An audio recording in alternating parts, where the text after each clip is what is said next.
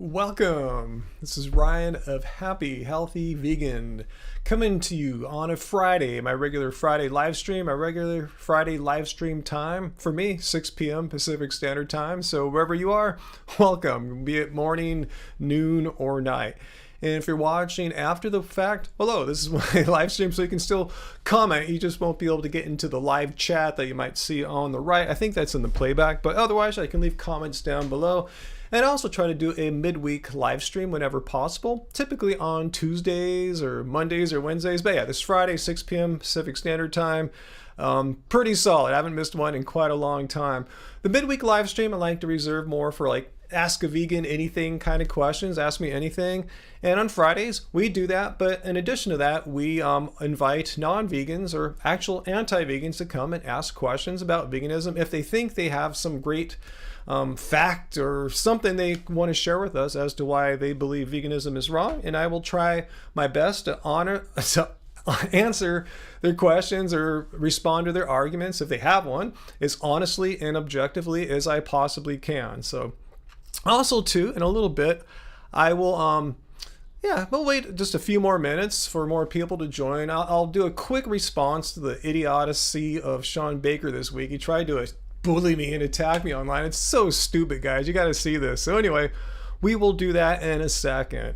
So hey, Uncle Walt, Peter, our moderators. You moderate for all of us, not just me, but everyone in this live stream. Thanks, guys, for being here. And if they're nice about it, if the anti-vegans are nice about it, if they come respectfully or just neutrally, you don't have to kiss my ass or anything. Just come and just be a decent human. That's the low bar I have set. Just be a decent human. Present your argument one thing at a time. We don't let you just throw a bunch of poops on the wall. Just one argument and stick to it. Pick your best one and just go with it. Instead of, what about this? What about that? Just no, what about? Just give us your best anti-vegan debunking argument and we will have a look. What the heck is a Sean Faker? I'll tell you in a second, Uncle Wall. So don't worry about that. I should have gone to Expo West instead of Disneyland. Imagine I'm just quite ready yet to be like in large, packed indoor spaces for extended periods of time. Like, yeah, when we're at Disneyland, we go indoors, we're on rides and stuff like that, but we're not like neck to neck with people for like 5-10 hours a day. So we're just not quite there yet in our heads. So yeah, it's like we never go indoors. I think we see, we go places and go restaurants and stuff. But yeah, we're just not quite for wall-to-wall people for many hours a day. And especially at Products Expo West, you're talking about there in Anaheim, it's people from all over the world. It's a trade expo. People are coming from everywhere. Just and hanging out indoors. It's just, no, I'm not ready. I'm not ready for something like that. I'm a introvert at heart, so, I'm just kind of slowly getting back out there. So anyway, let's see. I'm sure there was great vegan food there, Peter. Yeah, there is every year. That's why we kept going back for so many years. Yeah, we'll go back next year, most likely. We'll get our thing together. But yeah, let's see. Why did I go to Disneyland? Are you 6 years old? So what's that?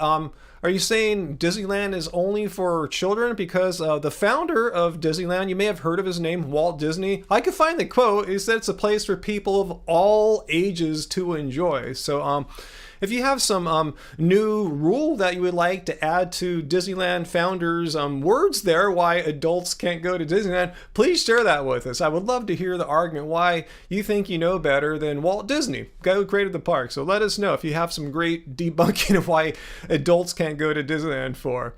Yep, you have? Well, let's hear it. Let's hear your rule. And why should we listen to you over Walt Disney? Just tell me, who are you? Do you work in theme park management? Do you have any experience running a multinational corporation? Just kind of curious why we should listen to you as opposed to, say, Walt Disney, a genius of his era. Anyway, Uncle, yeah, my favorite ride is Small World. Yeah, I remember just loving that thing when I was a kid and loving it as a young adult, loving it as an older adult now. I just dig that ride. It's all about peace. Think about it. The whole ride is about world peace. People from all around the world, unified in just peace. What could be better than that? They don't make rides like that anymore, right? Rides that are about peace.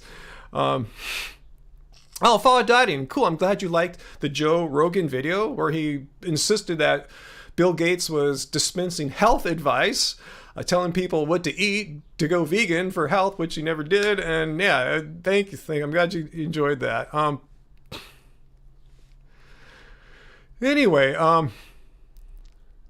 Blue Jay, Walt Disney is dead, bro. Yeah, I'm just saying, while Walt Disney was alive, there's a quote. I could go dig it up for you if you want, but it says something to the fact that Disney, I think it's on one of the plaques there at the park. It says he created this place for people of all ages to enjoy. I'm paraphrasing him a bit there, but he didn't say, this is a place for only kids. And if you're not a kid, or if you don't have a kid, get the F out of my park. Never said anything quite like that.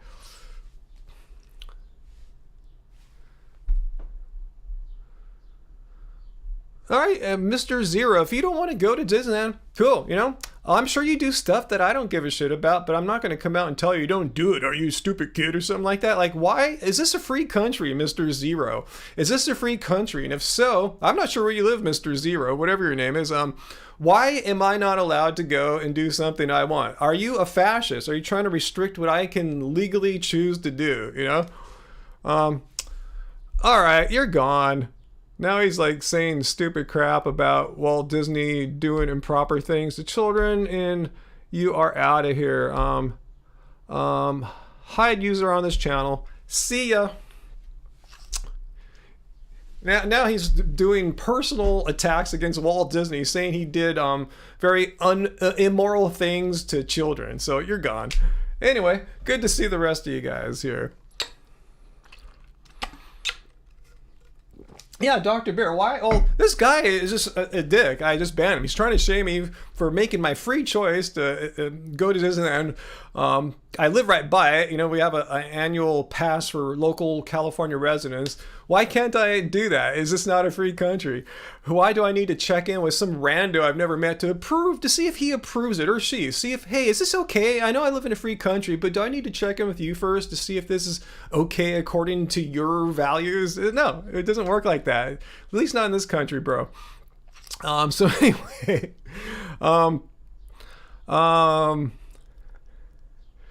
let's see. Okay, we have our first anti-vegan kind of person here. Okay, so here we go. Alan, I'm going to put your comment up for us to see, so make sure, and I'm going to get to the Sean Baker idiotic comments in a little bit, but let's first of all take a look at this first anti-vegan question here, and I'm going to answer your question as honestly and objectively as possible there, Alan. So Alan says, since science always evolves, and humans haven't eaten vegan most of our history, why should people feel safe with current science saying vegan is safe? Well, because it's been shown to be safe. I mean, let's take a look at a couple pieces of evidence that suggest that eating a diet of all plants isn't going to kill you. First of all, anecdotally, it's not even talking about science. If a vegan diet were not safe, I've been vegan now for 11 and a half, almost 12 years. Not dead yet, healthy. My blood tests, which I can share with you, reflect that and have been healthy the entire time I've been vegan. In fact, I found blood tests from way before I went vegan, like 20 years ago, and they were worse. My blood tests were worse as a non-vegan. So anyway, we can share my evidence. And why am I not sick and dead yet? I'm healthier than ever before. So if a vegan diet were so destructively, horribly bad for human beings, lacking all these nutrients, you think some of these problems would surface by the time I'm 54 and I've been vegan for nearly 12 years, so a dozen years. So anyway, we can see beyond me, just, you don't have to believe me, I'm just giving you anecdotal stories or reports here, but if you don't believe me, you can see, say, the position paper of the, get your drink cups out, guy, drink, position paper of the Academy of Nutrition and Dietetics, and this position paper was arrived at after having reviewed scientific literature.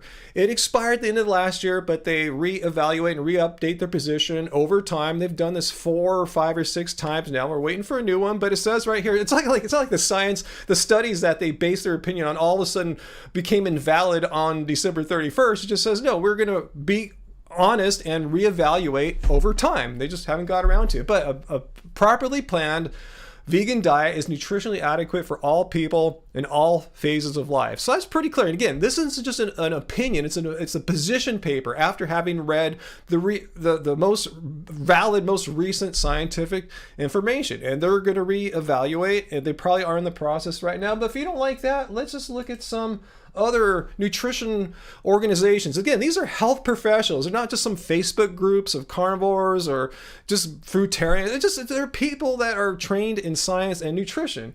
Dietitians of Canada. A well-planned vegan diet can meet all these nutritional needs. It's safe and healthy for pregnant, breastfeeding women, children, teens, seniors. The British National Health Service. Again, these are not vegan advocacy groups or anything like that. It's not like the Vegan Society. With good planning and understanding of what makes up a healthy, balanced vegan diet, you can get all the nutritional needs your body needs. More British Nutrition Foundation, Dietitian Associations of Australia, Mayo Clinic, the Heart and Stroke Foundation of Canada, all pretty much saying the same thing. A diet devoid of meat is nutritionally adequate and healthy if you don't do something stupid like just eat like raw all the time or fast and starve yourself as a vegan or something like that. So again, all the scientific research and the health, like, can you find me a health, Alan, let's get up to the poop wall here. Alan, can you find any health organizations that say, groups, of health professionals, not just like a crazy guy on Facebook or YouTube, but any health organizations that say, no, plant-based diets are nutritionally inadequate, you'll get sick. So anyway, we have the position papers or positions of many health organizations throughout the world after having reviewed the scientific studies that say properly planned vegan diets are safe. We have my own record of not dying in nearly 12 years of being vegan. Far from it, I'm healthier than I was when I was 30. I'm 54 now. So anyway, thanks for asking, Alan. Anyway, let's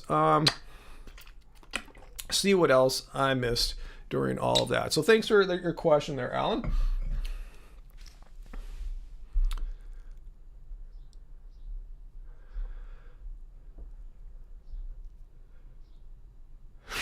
That's funny, Fu Man, about pooping.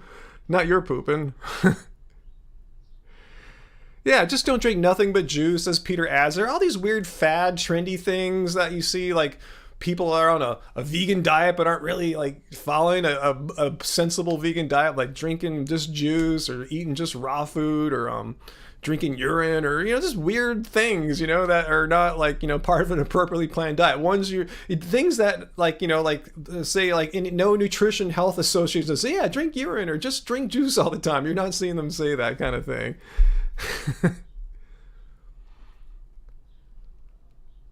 VLAM, yeah, there's lobbying organizations right now, and I would like to have the fun sometime to be part of one. But like the PCRM is a lobbying group in, I think, Washington D.C. The Good Food Institute, I think, is another one. I'd love to be able to work with a group like that as well. So yeah, we need vegans working everywhere, just like street activists, YouTube activists, lobbyists, entrepreneurs. We need everything. We need everything that just regular non-vegans do and have the tools of making change happen. Yeah, thought dieting. What our ancestors ate 20,000 years ago. Like where? What part of the world? I'm sure what people were eating, like say in like Europe would be different than what people were eating in Africa, would be different in North America and Australia, latitudes and everything. It wasn't one diet that people ate 10,000 or 20,000 years ago, and things change through the seasons, things change through time. There's droughts, floods, lots of rain. There's not like the one diet our ancestors ate. They were fortunate enough to be able to, as we can, eat whatever is pretty much out there, opportunists, able to survive. That's what got us to where we're at right now. So, the ability to survive. But just because you're surviving doesn't mean you're thriving, and it doesn't mean you're right now doing something ethical.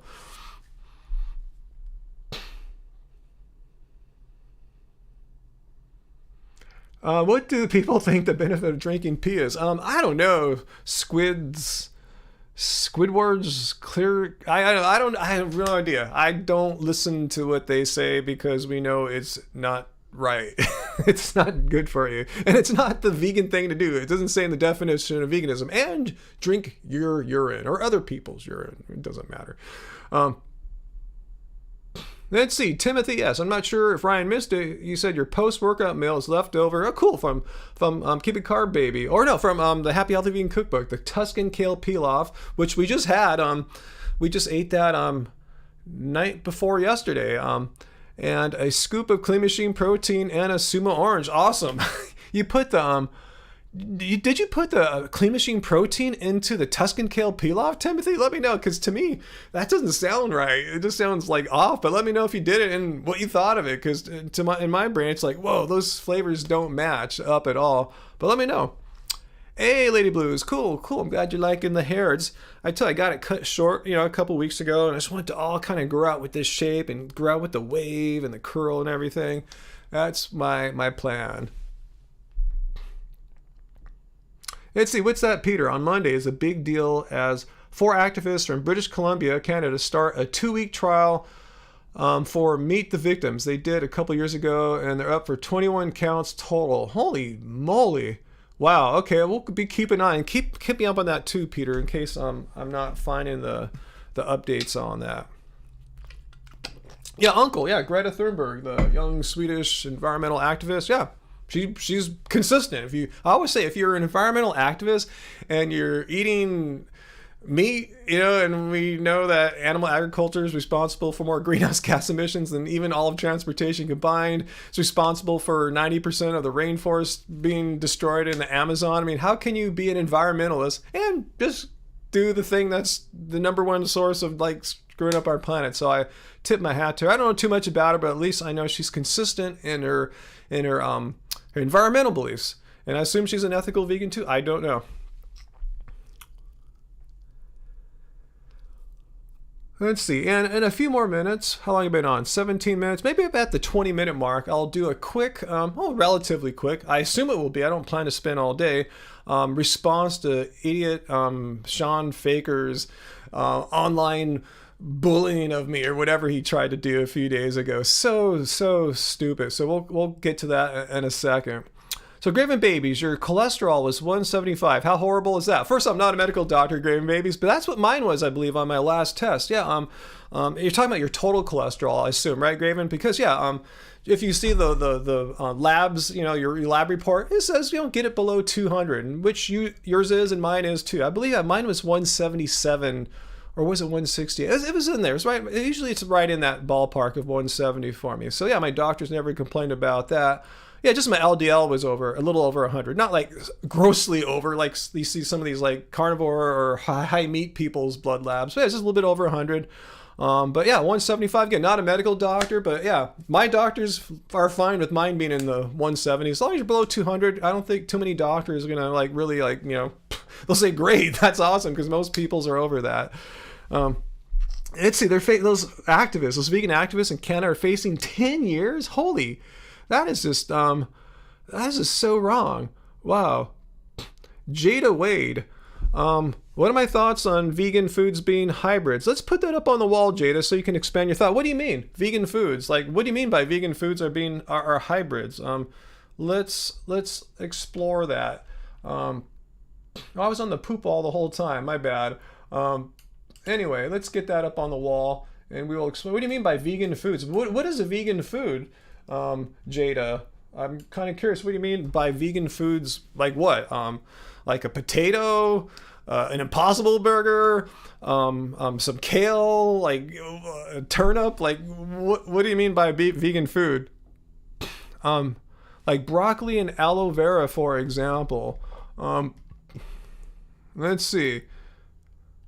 Okay, let me get your comment up here so we have the whole thing. 1 second. I want to make sure we're being... Okay, I've never eaten aloe vera. I've rubbed it on my body many times when I've gotten sunburn, so I can't speak to that. Broccoli, it's a hybrid? Hybrid of what? And is it bad? Is that going to kill me? I've never seen a study Jada Wada, that eating broccoli or steaming broccoli is going to like decrease my life expectancy or give me heart disease or diabetes or stroke.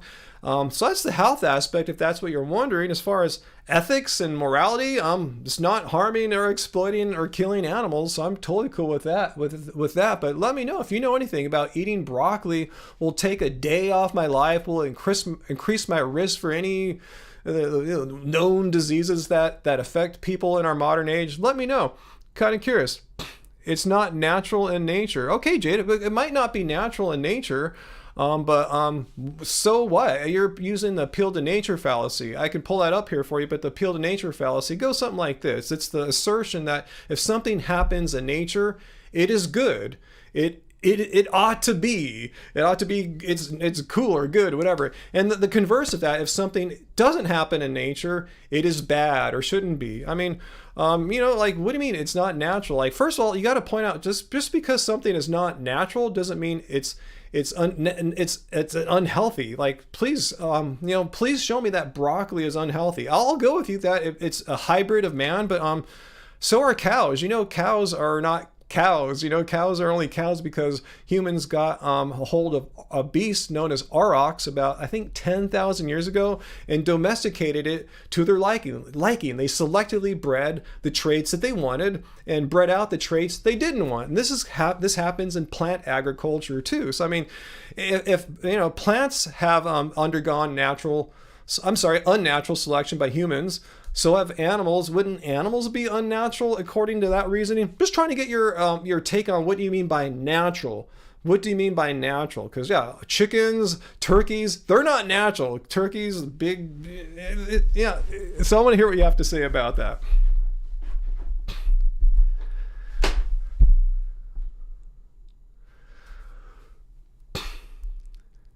All right, looks like I missed a few comments there. Yeah, apples aren't technically natural too. The ones that we get in the store, they've been bred to be sweeter. Like, pretty much no foods are natural. I mean, every animal that even our dogs and cats, there's an unnatural selection there. The animals that you guys that are not vegan eat, this is not, unless you're eating, like, hunting a bison or something like that, which I don't think too many of you guys are eating bison. I don't know what you mean by how natural things are inherently bad and should be done. I mean, so you're saying eat no plants. Is that what you're saying, Jada Wada? Since you don't believe in eating quote unquote unnatural things, like I said, every plant has been selected for its traits by humans. You eat no plants, and I said if you follow that reason, you wouldn't be able to eat any animals except for if you shoot some fowl or bison or something like that. I'm just kind of curious. What do you eat? I'm just curious. Anyway.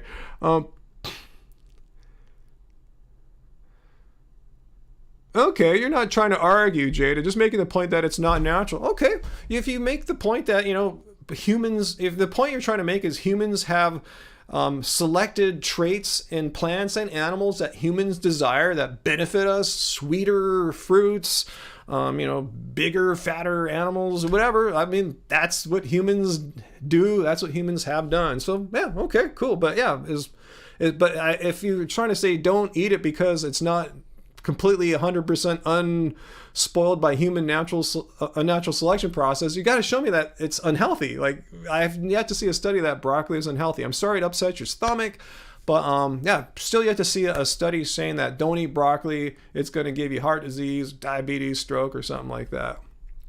Anyway, yeah, pooping in a toilet. I point that out all the time, Peter. Pooping in a toilet is not natural. Jada, curious, do you poop in a toilet? Because the way humans have naturally pooped, because you said it doesn't happen in nature. When you're out in nature, there's no bathrooms, right? You poop in a hole, and nothing wrong with that. I pooped in a hole before when camping. It's cool. None against people who poop in holes or squat toilets. I know they're in some parts of the world, they have squat toilets. You don't sit down, just squat down and you let it loose. But anyway, do you poop on a toilet, Jada? Just kind of curious how, if you're saying unnatural is bad and you avoid it, how consistent are you with that philosophy? And again, I'm not calling you out. I'm just really curious if you poop in a toilet, like a normal, like Western toilet where you sit down on a toilet, because that's not natural. And by the way, you know, using computers and digital technologies is really not that natural. See what I'm saying? It's a slippery slope once you start invoking this appeal to nature fallacy, because we can find so many things we do or utilize in modern life that aren't really natural. From apples to broccoli to toilets to, you know, all this stuff.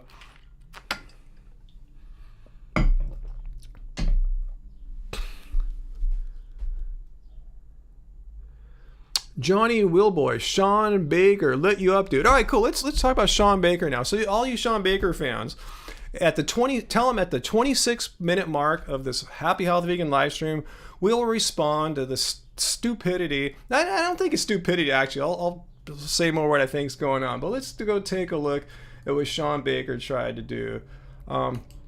So let's go to what he did is he found a video of me. Well, there's several videos of me. One day, Angie went out in the garage and shot some stuff of me exercising. And there's this scene here. I don't know if this is the exact clip, but this is from the same session here. And notice how I'm doing some battle ropes and I'm laughing. I'm talking to Angie. I'm having a conversation. Do you think I'm really going for maximum power? How can you go for maximum power if you're laughing and talking? So I'll play part of this footage here, which is pretty much the same footage he was trying to make fun of me and bully me because he's stupid. Anyway, let's check it out. All right, I don't know if I've done much, but I'll just do a quickie. I got this whole squatting rack and bench and weight set. Today I'm gonna do, it's chest day, so I'm gonna do bench presses. And notice how I have my flip-flops on. I'm not really like going for like hardcore, you know. All right, so there we go. Notice how I'm talking here. All day. I could do this all day. See? No struggling on my breath. Yeah, usually I do 5 minutes a day. Yeah. I think I've done up to like 8 minutes or so. Wow, that's crazy. Yeah. All right, well, we're not going to film it all day, but you guys can know. But show people what I do pretty much every day now. I do a good little session here on the battle ropes in addition to resistance training. Even when I played basketball, I did battle ropes yesterday before I went to the gym. I'm carrying a conversation. Wow. He's trying to come. See, I'm carrying a conversation on there. If you're going for max power, you're not sitting there smiling, talking to your wife, and just speaking freely. And I said I go up to 8 minutes. I'm up to 10 minutes now going at that pace. So what Sean Baker did is he found footage like that, and let me just mute the audio, and he's doing some nonsense like this. Check it out. Look how weak this vegan is here. Look at this low output of power. Look at this. This is what happens if you're vegan. You can't go any harder than this because you're weak. Like, no, I'm having a conversation with my wife here. I'm smiling. Yeah. Look. All right, well, we're not going to film it all day, but you guys can know. But show people what. I mean, I'm going for endurance. I typically use battle ropes as a substitute for running, going at least 5 minutes, but yeah, I go 8, now 10 minutes at this slow, steady pace where I can carry on a conversation. I wear my Apple Watch here and I track my heart rate. I try to keep it about low 100s, like 100, 105, 110 max, so I can have a conversation. Like when I'm running, when I'm doing endurance work, I want to have a heart rate below 130 so I can have a conversation when I'm running. Not to say I normally talk when I'm running. So anyway, that's what he did. Let's do it one more time. Here's what Baker did. He just found this footage here, and like an idiot, We'll see how it goes. find a guy endurance training here. Look at this guy here. He's all weak. It's a vegan. He can't go any harder than that because he's weak. He's a sissy boy. Well, here's the thing, and it's created a stir, all these like little carnivore boys. Oh my God, so weak. So I'm going, I was endurance training, bro. How? So the very next day, I put up a video of me going for doing battle ropes, not at an endurance pace, but going for power, hitting the ropes with force. And here it is. Check it out, guys. Sean Baker people, watch this, all right?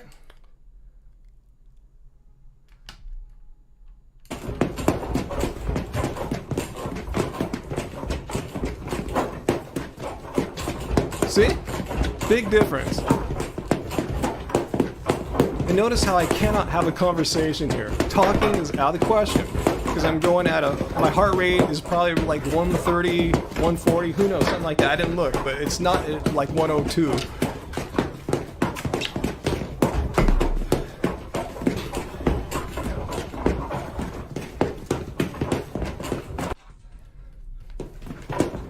So, here's how insincere these carnivore people are. Like, none of them, what am I doing here? Why do I have that there? Yikes. Anyway, let me go back to Ryan Lum on my Twitter here. So anyway, my whole point is they didn't respond to that. They talked all day about me doing it at the slow rate where I'm chatting with my wife with a smile, having a good time. Weak. Then I put the video up the very next day of me going with power. Nothing. Crickets. They wouldn't even say, oh, yeah, here's what I was thinking.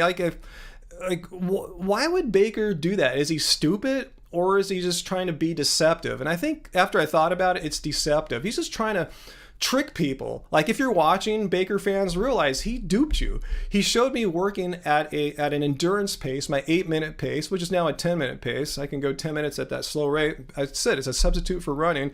And look how weak he is. But I put the one on me actually to show I can go faster than that. I can go with more power. Nothing. No commentary. I didn't hear one thing from one carnivore person. So it's just bullying. That's all it is. It's a guy trying to like make fun of someone. So now, what should I do, guys? Let me know. Can I post pictures of me or videos of me working at endurance pace? Because if I do, carnivore guys are gonna like, say I'm working out, lifting weights. If I do some hypertrophy sets, which means like higher reps but lower weight, they go, oh, you should be lifting way more. But no, I'm going for like 12, 15 reps. But you know, they don't care. I think these guys, you always have to, if you're not going full 100% in your videos, and it's a fake image. Like, who works out always at like, 90% or 100% max effort?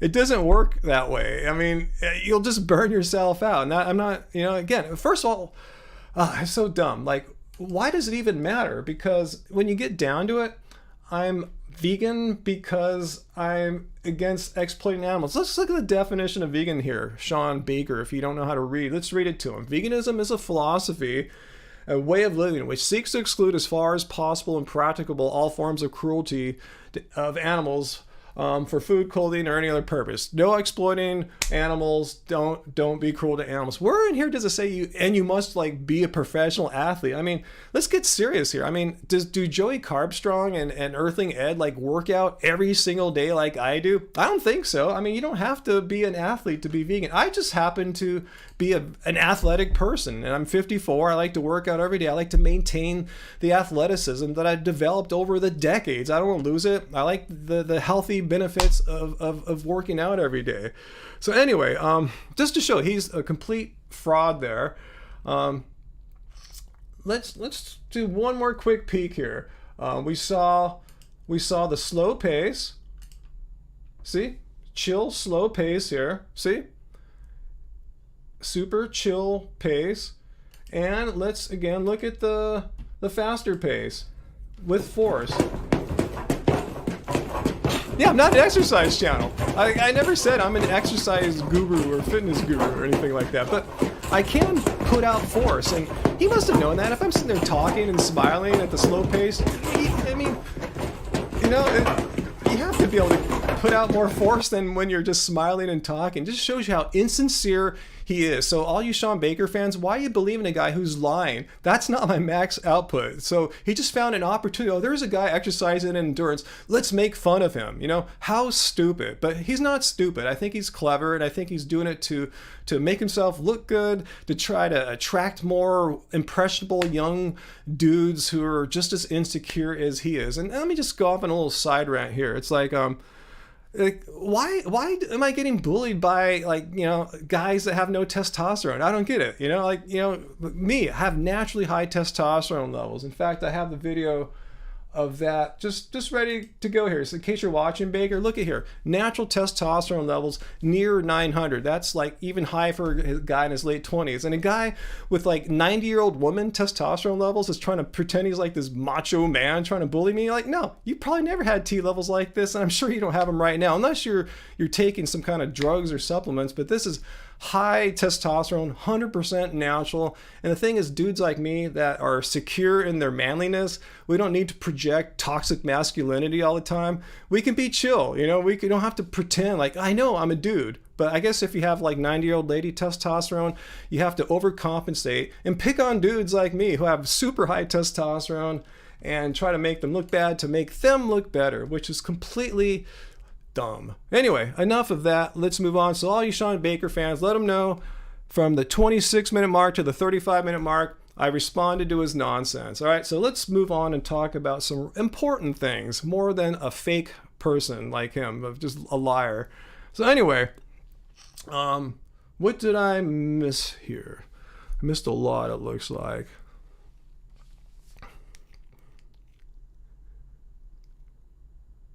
Yeah, but follow dieting. I'm not a, yeah, let me read your comment there again, follow dieting.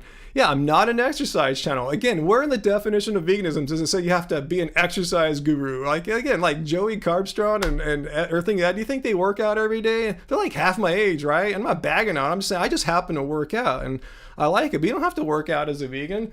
You know, there's nothing, you could be a completely overweight, super unhealthy vegan if you want. Totally cool, you know? What's that, Fall?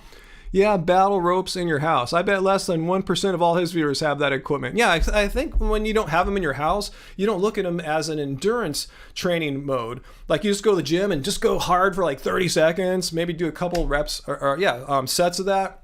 Call it a day. I can do that too, and since I own them in my own garage, but like I said, I don't run as much now, so I want to do that same kind of cardiovascular workout, but not work my legs and impact my legs. I like to save them for basketball and lifting. So I'll get a good aerobic workout with the ropes, you know, and develop some upper body strength and stamina. Like it's, you know, but you're not going to be able to go 10 minutes at that full pace unless you're some kind of elite athlete. I'm not. I'm a 54-year-old dude, you know, just a music producer, a video producer. I've never said, hey, I'm a health guru or anything like that, but, you know, I think I'm doing decently well for my age. Anyone who will try to age shame me for that is a lying piece of crap. Oh yeah, let's go back to my Twitter. Here's a shot I just shot today. I snapped this shot in my garage as I was leaving for the gym to go play basketball. You know, it's like, what kind of person, what kind of sicko would try to like body shame a dude that looks like this at age 54? Again, I'm not trying to be a bodybuilder. I guess bodybuilders might be bummed, but I've never body built a day in my life. I don't even know what bodybuilding training is. You know, I'm training for basketball, and this 54-year-old body serves me very, very well. So anyone who thinks that all people should like bodybuilders, you're retarded, because I just shouldn't say any ableist words. I mean, there's just so many sports one could train in. To think your sport is the only one is just completely, it's just self-serving wrong. Anyway, enough of that. I'm proud of myself. Anyone tries to make me think I'm doing something wrong is just full of it. I'm proud of the hard work I put in. I don't have to. Nothing about veganism says you have to work out every day or exercise every day. Just something I've been doing for the past like 15, 20 years. It's just what I do. I enjoy exercising. Anyway, let's get back to business here. I wasn't even showing that, was I? Was I not even showing it here? Here it is. I don't even know if I had it on the screen. That's the image I was blabbing about that I shot in the gym today. You know, I shot before going to I shot it in my outdoor gym before going to the LA Fitness gym to play basketball. Yeah, people will try to shame a 54-year-old man for looking like this. I mean, you guys that are like 20 odd years old, look at your dads. Tell me if your dads are, you know, like as fit looking as this. If so, cool. You got a rad dad. So anyway, but yeah, body shaming shouldn't be done. Say I didn't look like this. Say I was like, you know, way overweight and out of shape. Doesn't matter. Veganism is an ethical stance against animal cruelty. It doesn't mean you're a professional athlete or training to be an elite athlete or anything like that. I just happen to enjoy my workouts. What can I say? It's something that brings me pleasure. Anyway, Dodge guy, I do more than most 30-year-olds. I probably do. I literally work out pretty much every day. Once in a while, take a day off, but 7 days a week, typically I'm exercising in some shape or another. If I'm not out in my home gym lifting, doing resistance training, I'm like today, I'm going to the gym, playing basketball. Today I was on the court for 2.5 hours. I'd like to see Baker be on the court for 2.5 hours. So anyway, Let's see. Yeah, press the like button, guys. Please do. Let's see. Graven Babies, your husband does the battle ropes too. Awesome. He does them weekly because he can't run. It's too hot there. Yeah, that's what I do too. I just go out there in a chill pace with a smile on my face, and I'll talk to Angie, or I'll listen to music and sing, you know, which you can do if you're going at an endurance pace. And if I want to go hard, I'll go hard on the battle ropes, but you don't have to. And it's idiots like Baker, these guys. I think that the only thing you can show online is you going hard, and anything else projects weakness or something like that. Again, that's their insecurities, probably stemming from a lack of natural testosterone.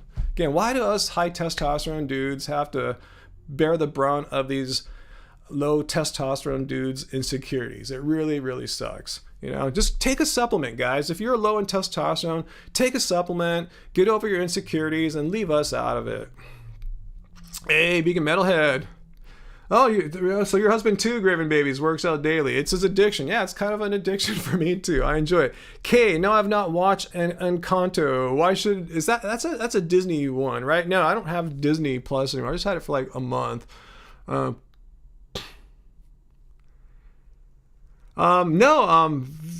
Okay, are we getting any buffering right now?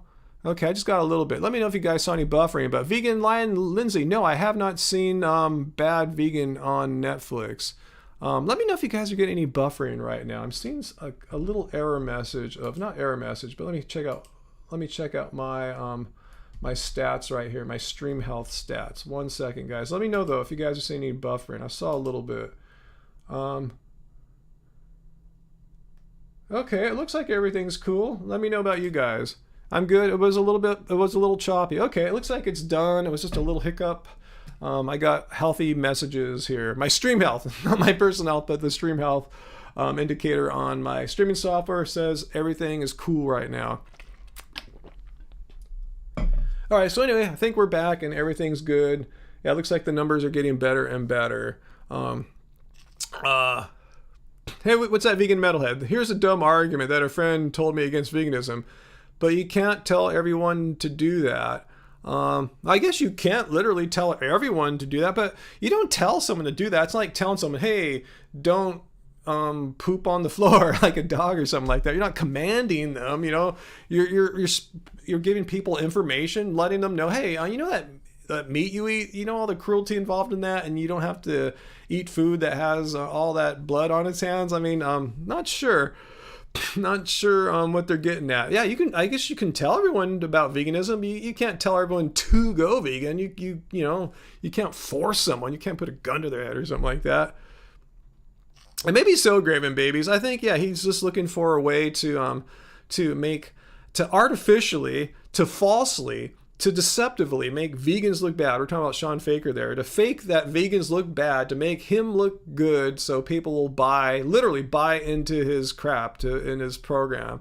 But Faker, respond, you know, to the battle ropes bullshit. I was sitting there smiling and talking. How could you honestly make a video? I know how you could, because you're deceptive. That's why I named you Sean Faker way back then. How could you do that? I know you could. You knew that there's no way that's max power. If I'm sitting there laughing and joking around with my wife, you're just a complete fake. Anyway, yeah, Jesse 12 stream, vegan buffering, classic symptom. I know buffering only happens on vegans live streams, huh? Anyway, is our bot working? I just noticed I haven't seen anything from our bot tonight. Have you guys been seeing our chat bot thingy? In fact, let me refresh our chat bot to make sure it, almost called it a he, is with us tonight. Okay. All right. I just refreshed his on-off toggle, so hopefully we got my chat bot back. Anyway. All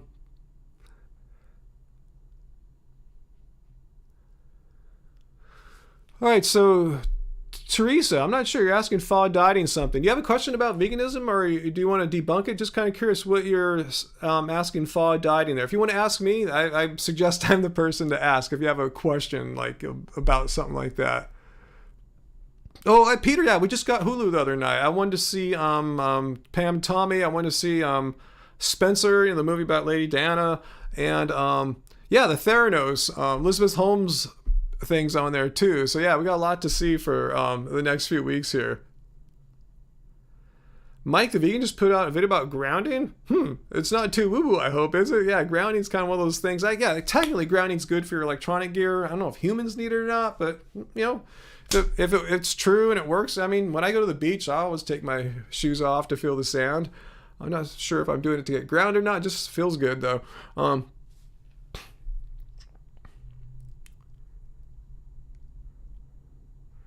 Okay, Teresa. Okay, you said sometimes you wish you weren't vegan because it's hard knowing what happens to animals, and I don't feel like you're making much of a difference. So it's my advice. Well, yeah, one person, if there were only one vegan on the planet, yeah, it wouldn't make any difference. But the fact that the numbers of people who are either vegan or eating a vegan diet, or even those that are just like eating more plant-based foods than they used to, for whatever reasons, environmental health, it's making a difference. It's making a difference because you're having food manufacturers complain. They weren't complaining like 10 years ago. They weren't complaining 20 years ago. But now they're complaining about plant-based food operations using words like plant-based milk or plant-based meat or burgers. Why would they care if we were just a little drop in the bucket? Because they are losing market share. So my point is, yeah, the more that we grow, and we are growing, this is a growing movement. It's a fast-growing movement as far as people purchasing and consuming more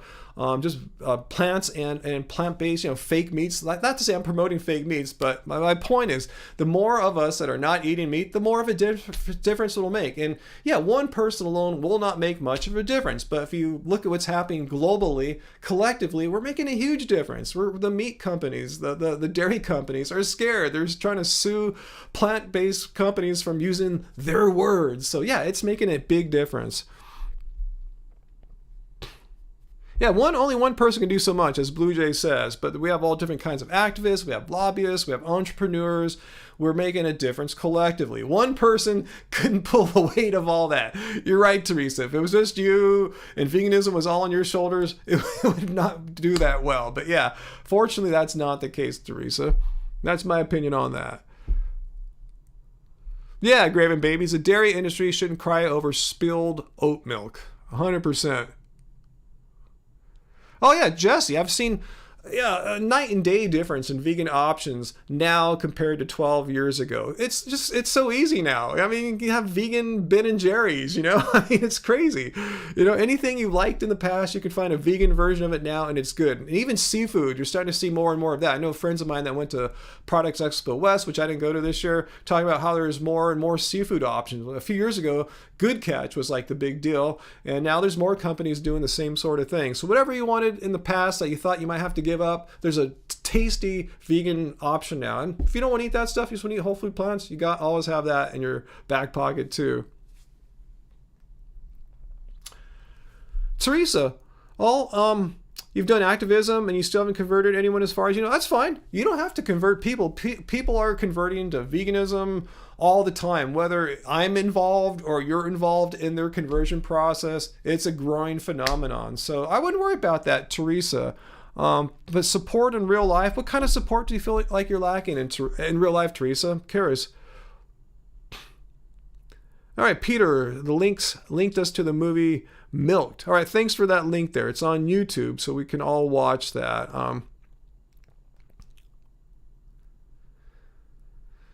Yeah, they would like us to say dairy oat beverage rather than oat milk. I mean, people have been making coconut milk for eons, It's like, how come they're upset now in 2022?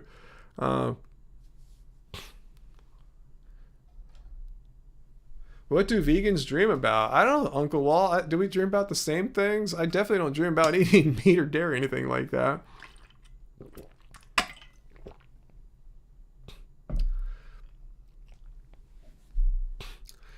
Let's see, Peter, doing some activism about fishing tomorrow. Wow, let me know about that. What are you going to do? Who are you going to talk to?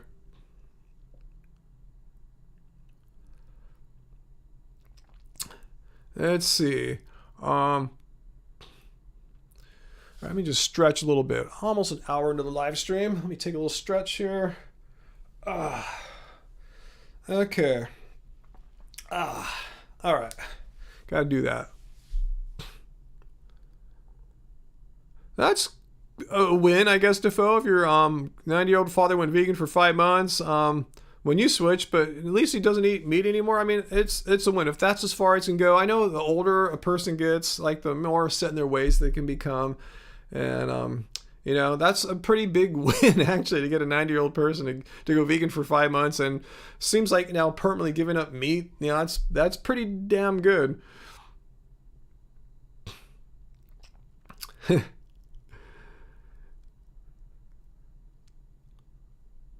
Teresa, okay, so you don't have any real life vegan friends. And I can understand that, because when I went vegan in 2010, I don't think I had any vegan friends either. So I can fully relate. But yeah, this is one reason why I do these live streams, these Friday live streams, to provide a vegan community especially for people like you, Teresa, who might not have a great support group of friends and acquaintances who are vegan. So at least you have this vegan community. So I invite you to come back every Friday, 6 p.m. Pacific Standard Time, and hang out with us. We have a regular crew that comes pretty much every Friday, and you'll get to know their names and avatars over a while. And yeah, most of us have been, actually we're vegan of all varying lengths, some longer than me, some shorter. So it's all good. All sorts of people that are just chill, good people to hang around. That's why I enjoy the Friday live streams. It's one of the highlights of my week, actually. Foodman Poo, you dream of running boats aground. Wow, are you a boat operator of some kind, a captain? I believe it's the technical name for boat operator. Wow, vegan lion, your 80-year-old mother and 91-year-old father went vegan when you moved in with them because you're the one that controls the food. Yeah, there's a good little secret there. And they don't really they didn't realize it because it's the faux stuff. Oh, that's cool.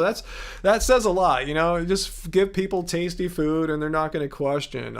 Is there meat in there? It's like, if they're enjoying it, they're enjoying it.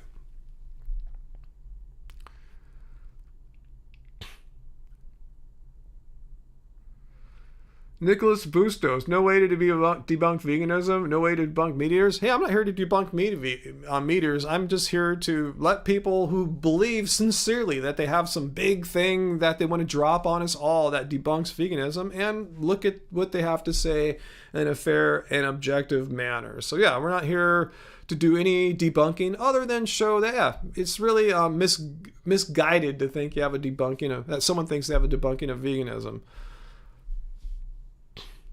Itzy Daffo, your husband and you are both music creators too. We both have your own studio at home. Very cool to see other vegan couples who make music. His band is the Red Jumpsuit Apparatus, and you go as Daffo. So you have 2 bands there. Am I understanding you right there? Daffo, cool. Awesome. Are you guys vegan too? Vegan music creators? Heidi, you love and appreciate the value of offering this venue for us to have community. I enjoy providing this venue for us to have an online vegan community. Leah, Leah wants to know will a vegan diet help with arthritis? I'm not a medical doctor or anything like that. I really don't know. If I ever give anything out that sounds remotely like medical advice, it's either something I've studied over the years quite extensively, or more often something I've experienced myself personally. I don't have arthritis, so I couldn't tell you. I really don't know. Ooh, I just got a super chat tip there from Heidi. Oh, thank you, Heidi. Hey, you're our first one of the night. Hopefully not the last, but thank you so much, Heidi, for your very kind super chat tip tonight, Heidi. Much appreciated. I'm glad you're enjoying our content and, like I said, the community that we have here on Friday nights.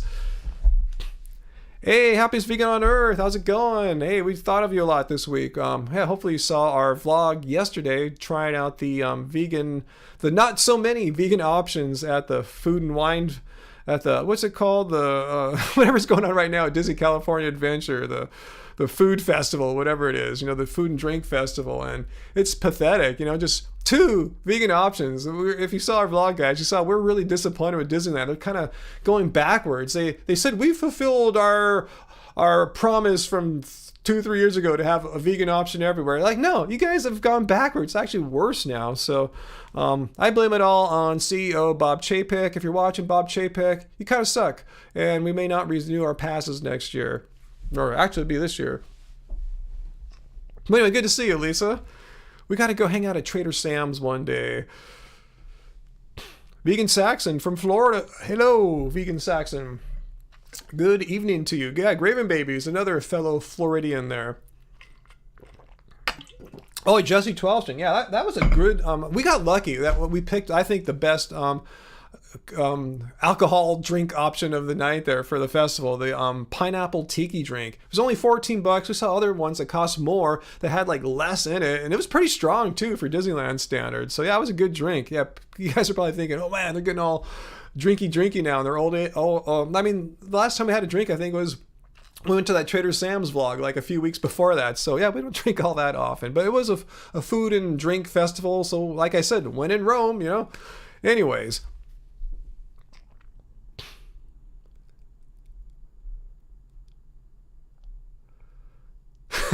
What makes you say that, Fu Man Poo? Raw tofu would be better than eating dead humans after a plane crash in the Andes. Did I miss some context there?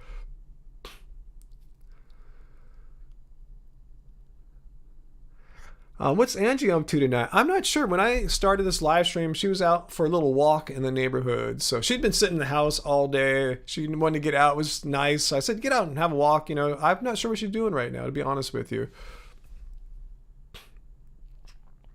Yeah, Peter, Disneyland sucks. They do put a lot of dairy in things unnecessarily, like that avocado, that frozen guacamole thing. Like, why is there dairy in that? And there's these Chinese baos, which are little white buns. They're vegetarian. They have like, you know, veggie baos, but there's milk in the freaking baos. So it's so pointless. There's all these foods that we should be able to eat. Like vegetarians will eat them if they were vegan. It's like, oh man, I gotta have dairy in my stuff. You know, no one says that.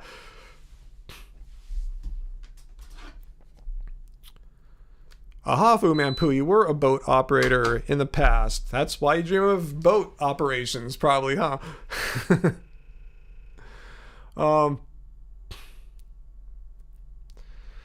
Evie, any advice for someone with a keto dad? Whoa. He thinks vegans are unhealthy and unnatural. Debates with him are so ridiculous. Well, Evie, you can first of all show him, for instance, something like, you don't have to show him my hot body or anything like that, just so it happens to be up here. That was from earlier today, but you can show him something like, say, the position paper of the Academy of Nutrition and Dietetics. I'll give you the link for that right here, which says, after having reviewed the scientific research, they conclude that appropriately planned vegan diets are healthy, and the most important keywords are nutritionally adequate. Furthermore, for all people in all stages of life. So he can have his opinion, but he's not a doctor, and I'm sure he hasn't read research. And this opinion from the Academy of Nutrition and Dietetics is an opinion after having read the relevant scientific research, and this is their opinion. In fact, they're not the only one. Like I said, I've shown let's see, Dietitians of Canada, British National Health Service, so on and so forth here, other health professionals, organizations of health professionals around the world echoing what the Academy of Nutrition and Dietetics says, that vegan diets, as long as you're not doing something weird like fasting and juicing or all raw or something like that, as long as you're eating a balanced, sensible vegan diet, nutritionally adequate. So, and ask your dad, if vegan diets were so unhealthy, how come these health professionals are saying that? And how come you have like vegans like me, nearly 12 years vegan, not sick, not dead, you know, healthy, looking pretty fit for 54, you know, how come we're not just like all on death's door? If it seems like if vegan diets were so horrible, they would have already it would have taken its toll on me, like already, like, you know, not like, why would I have to wait like 20 years or something for something horrible to happen? So anyway, I feel for you, Evie, though. That kind of sucks. Just ignore him. Just say you're wrong. You're simply wrong. I know the facts, and you are like giving out misinformation.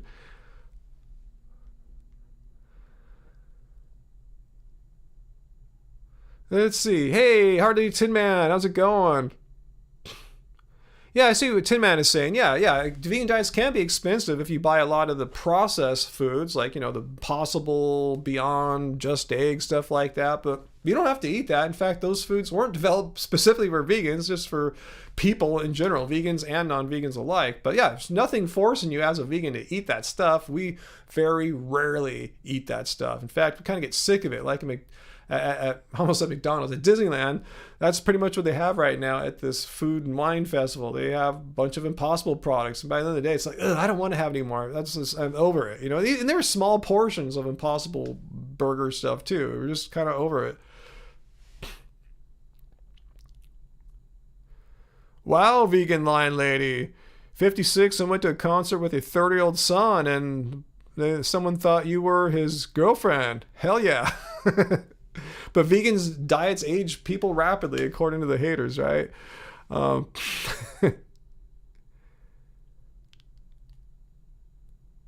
Yeah, Blue Jay, in vegan diets, as long as you're not eating a bunch of weird, expensive processed stuff, it's typically cheaper. Like, who was asking that? But yeah, who was asking, like, what foods are cheaper than, like, say, rice and beans and potatoes? We eat tons of that stuff, you know? I mean, that's pretty friggin' cheap compared to meat or dairy. Hey, Vegan Musker, how's it going?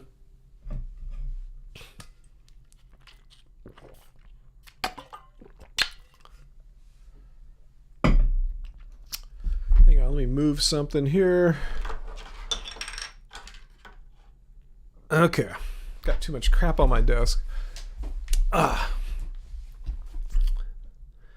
So, what have I missed in all this here? Again, let's take a quick look at me doing battle ropes again with force. Let's take another quick look here, guys. This is what the carnivores are saying I couldn't do. They thought I only could go at an endurance pace. Let's take another look at me here of going with a bit more force. Here. No, they didn't respond. I didn't get any comments from the guys like, whoa, oh, sorry, man, we're wrong. We thought you couldn't do that. We thought you only could go at that really slow pace. Nothing. Crickets from these lying idiots. They're just bullies, and it sucks. But yeah, I can do the battle ropes a little quicker when I want to, when I'm not trying to go for 8 or 10 minutes, which I'm up to now at the endurance pace. Anyway, all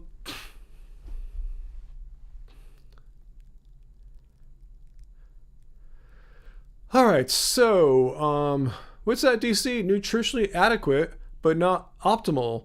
Can't eat just veggies and tofu, or feel full or strong and healthy. Wait, DC, what are you talking about? That's going to go up on the poop ball there. Let's go to the poop ball, guys. Yikes. Come on, poop ball, where are you? Yikes. Wrong spot. Nope. I'm sorry, guys. Having some brain farts here. All right. Let's check this out. A lot of stuff in this comment here. All right. So DC. So vegan diets are nutritionally adequate. I'm glad you agree with that at least, but not optimal. What do you mean optimal? I mean, it's nutritionally fine. I mean, you can look at my blood labs. They're fine. I'm not deficient. Strong in testosterone, which all these like carnivore guys seem to be lacking in. Not optimal. Can't eat just veggies and tofu. I don't eat much tofu, bro. I mean, I eat plants. I eat veggies. Yeah, if I eat just veggies and tofu, that might not be the most filling thing, but, you know, I mean, I eat grains and potatoes and veggies and sometimes tofu.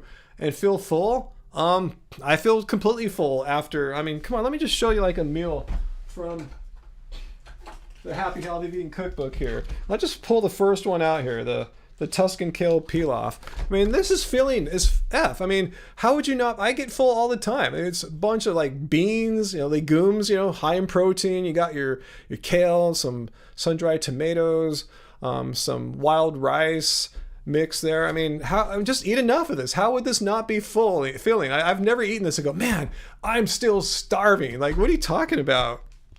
That's just nonsense. I mean, yeah, you could eat any kind of diet and not be full if you don't eat enough food. There's nothing inherently not filling about a vegan diet. I challenge you to eat as much as I do and not be full.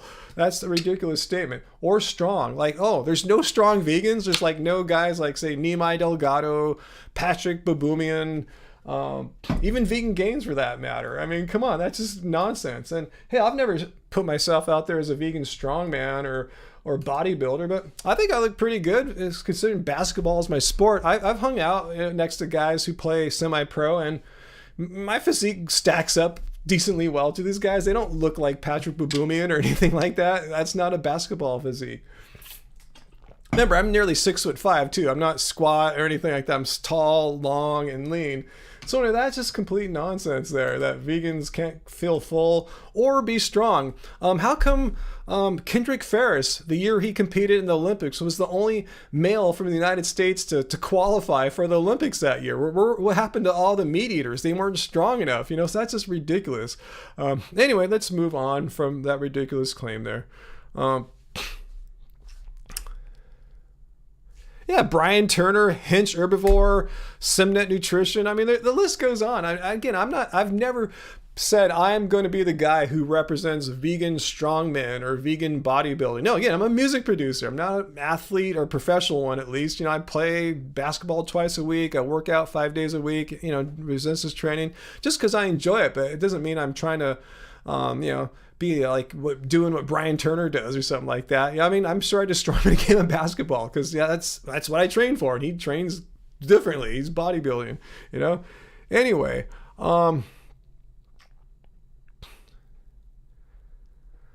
let's see. Fu Man Poo, is that really Mrs. Pooh there with you? Sorry to hear that, Noah Zorro. Do you have something you want to say to debunk veganism, or did you just want to share that tidbit there? Let's see, Veggie Vibes. You have both of our cookbooks, and thanks for backing up what I'm saying there. That you can get plenty full. Fullness has nothing to do with you saying a vegan versus non-vegan. It depends on how much food you're putting in your body. Is your stomach satiated? Have you put enough food in there? Tony, do I watch my protein intake?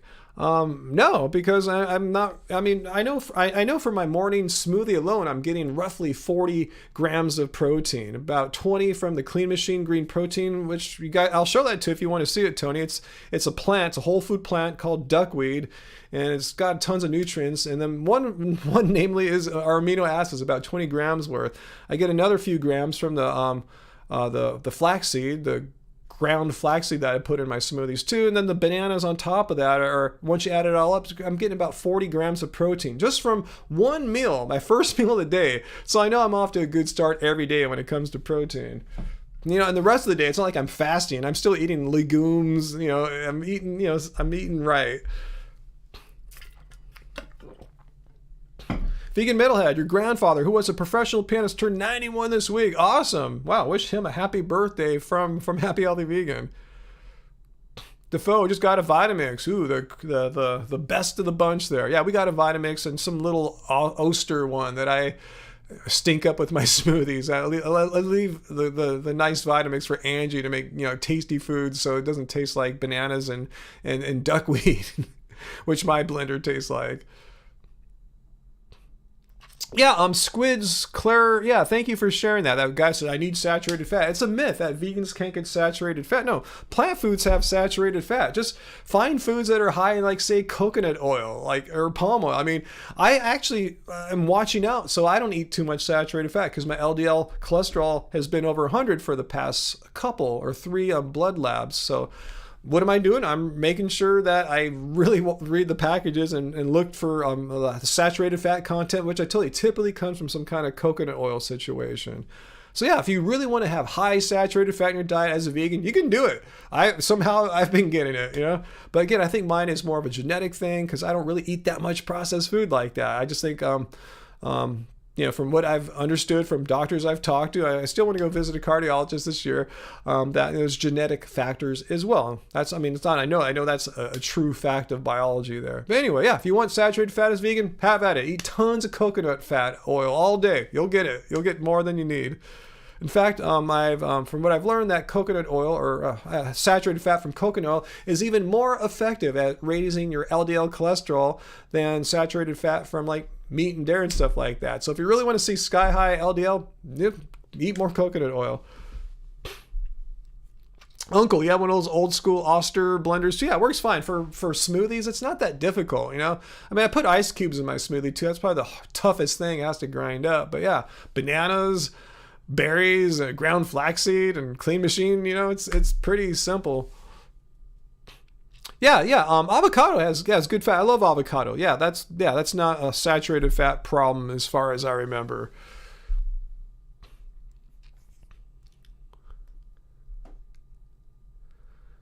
Yeah, Esselstyn says no oil, but his book about preventing heart disease, he's speaking to people who have heart disease, like advanced heart disease, like their doctors told them to get their affairs in order because they're so close to dying. Yeah, if I was on death's door like that, I would probably do a full-on Esselstyn diet too, but from what I understand, again, I'm not a medical doctor or anything like that, but from this, the people I'm following nutrition-wise online seem to be in general consensus that avoiding all oils, if you're not like super close to dying of heart disease, is pretty much not. You don't need to do that. But that said, I prefer low oil foods, not because I'm worried about heart disease or Esselstyn or anything like that. I feel better when my food is not all soggy and with fat. It just makes me feel more blah and lethargic. But I do like avocados, Beth Ann. I do love avocados for sure. Angie loves them too.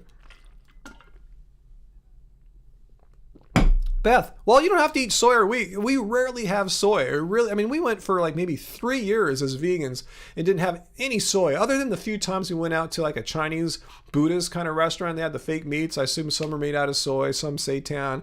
But yeah, you can really do that. And then we didn't even eat pasta back then for a while too. So it can be done. It's not that hard. It sucks having those restrictions, Beth Ann. I get it, but it's really, once you get in a groove, it can be done. We did it.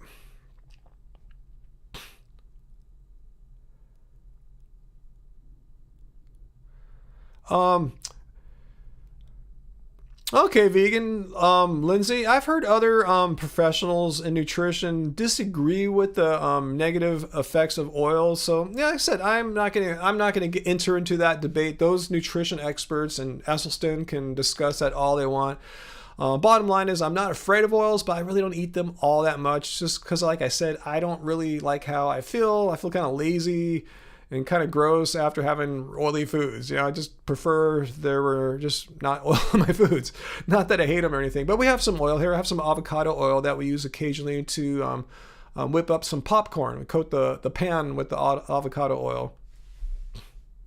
Oh, fad dieting. Great point. Yes, yeah.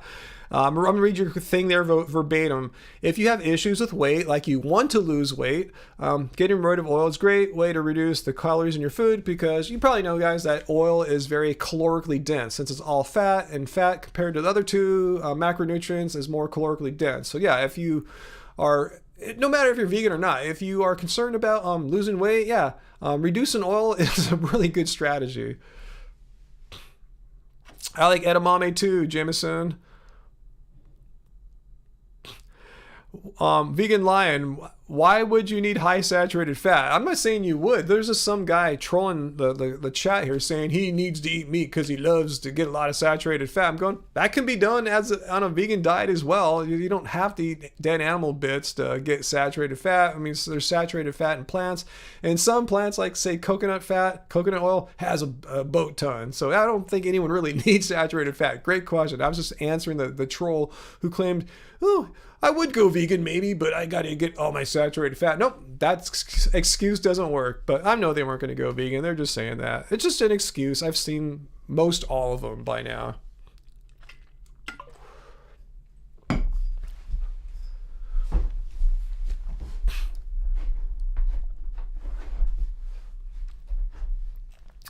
Daffo, I've made a few videos on oxalates actually in the past like 6 months or so. And let me see if I can link it to you there so you can watch it. So I won't butch up my summary of my own video here. So let me I'll get you the link to that. Bottom line is, I've talked to doctors about this, and I've gotten, I have my sources too. Oh God, how do you spell oxalates again? Oxalates, let's see if I got it right here. There we go. I'll give you the link. Healthy vegan. All right, share, copy. Yeah, unless you have some kind of like kidney stone situation, you don't need to follow a low oxalate diet.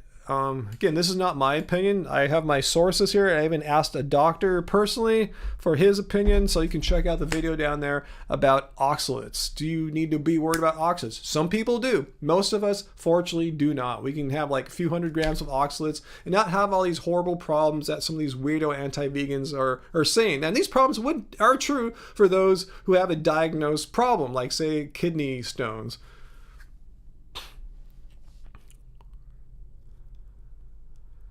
So anyway,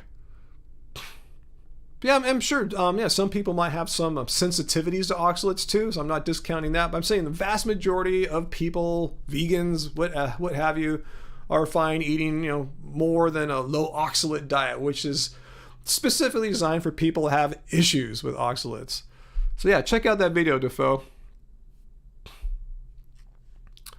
Vegan Metalhead. I have no idea if textured vegetable protein has more protein than meat. No clue. I never did the comparison. I'm sure that could be compared. And not all meats have the same amount of protein too. So yeah, I guess it might have more than some. But yeah, I'm sure that could be fact checked relatively easily. I just don't feel so inclined to do that right now.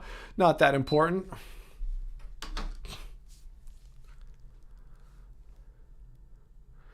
Yeah, William Watson, eating only spinach or high like oxalate foods. Yeah, that's not. Yeah, no one's advocating that. I remember that weirdo, that witch of Wall Street crypto guy. He's making a video. Ryan, you're all wrong. Look at here. If you have 47 cups of bok choy or 49 cups of kale, you'll have too many oxalates. I'm going, yeah, probably so. Who in the right mind's gonna eat like 50 cups of spinach? That's just loony. No one does that.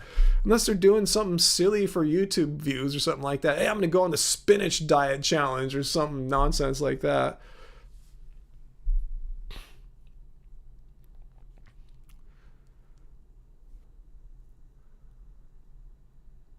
Beth Ann, people are telling you, listen to what doctors say. I wouldn't listen to what randos on the street are telling you. See what your doctor says about a thyroid issue, because I have a few friends with thyroid issues. I thought we have one right here in our live stream. I don't want to call anyone out, but they give you meds, right? Doctors prescribe meds. They don't tell you to eat a piece of meat or something like that. They give you prescriptions for your conditions, not, telling you to give up eating all plants or something like that. That sounds like fruitarianism. Oh, you have a problem? Just go fruitarian and all your health issues will magically disappear. God, where's my bots tonight, man? This is weird. Let me check out some. Oh, it's turned off. I see what's going on.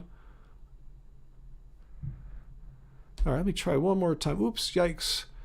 I missed my bot. I missed my Streamlabs bot tonight. Okay, let's see if my bot comes back here. I feel kind of sort of naked without my Streamlabs bot tonight.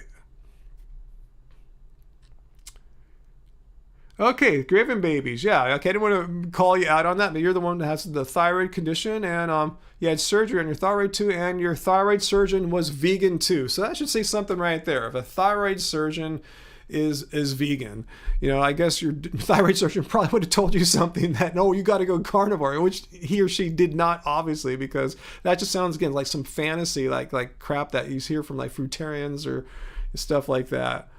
But yeah, medications, right? There you go. That's the med that you were prescribed. Yep, I made a video, Peter, about that raw guy that said every disease known to man can be cured with a raw vegan diet. And I just got, oh my God, every single disease. Like, what's your proof? Like, show me anything, any kind of like non-woo-woo person, like, some like objective evidence-based information showing that a raw diet will cure all diseases known to man. Even like 1/4 of all diseases known to man would be an amazing, bold claim, but all of them, every last single one.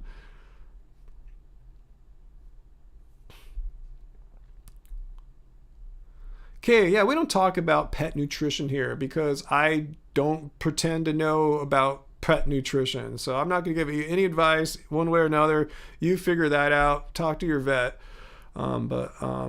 Yeah, I don't want to be responsible for any health issues a pet may have because I'm a music producer.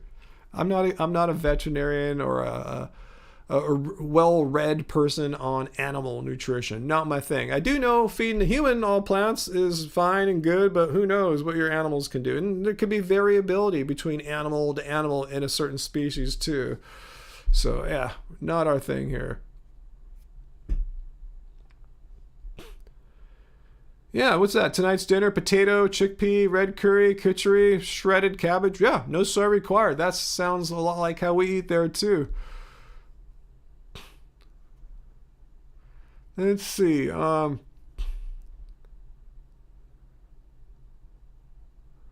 Let's see, Joey, you've been seeing a lot of water fast videos. No, no, I don't do them because that's not what vegan diets are. Vegan is an ethical stance against animal cruelty.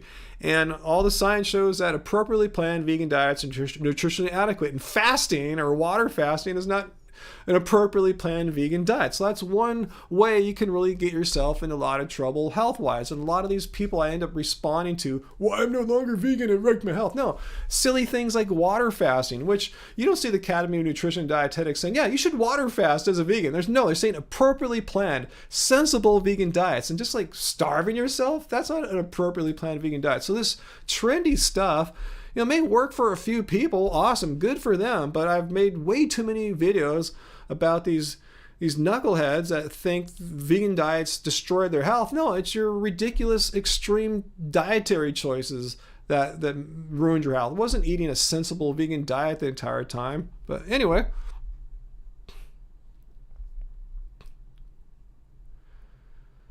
Travis, what does a person have to do to become Buddhist? I don't know if there's anything you have to do. Just think that Buddhist ideas are cool and you want to practice them, I guess. Yeah, there's not like a ceremony or something like that.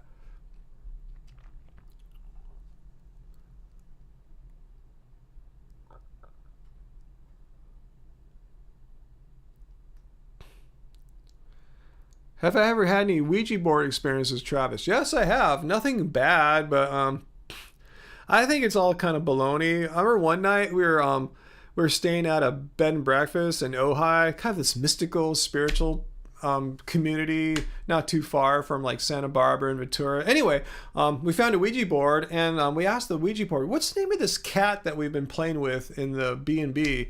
And it said its name was like Gem, Gem. And the next day we found out the cat's name was nothing of the sort. So I was trying to communicate with the spirits and it spelled out a name, but it wasn't right.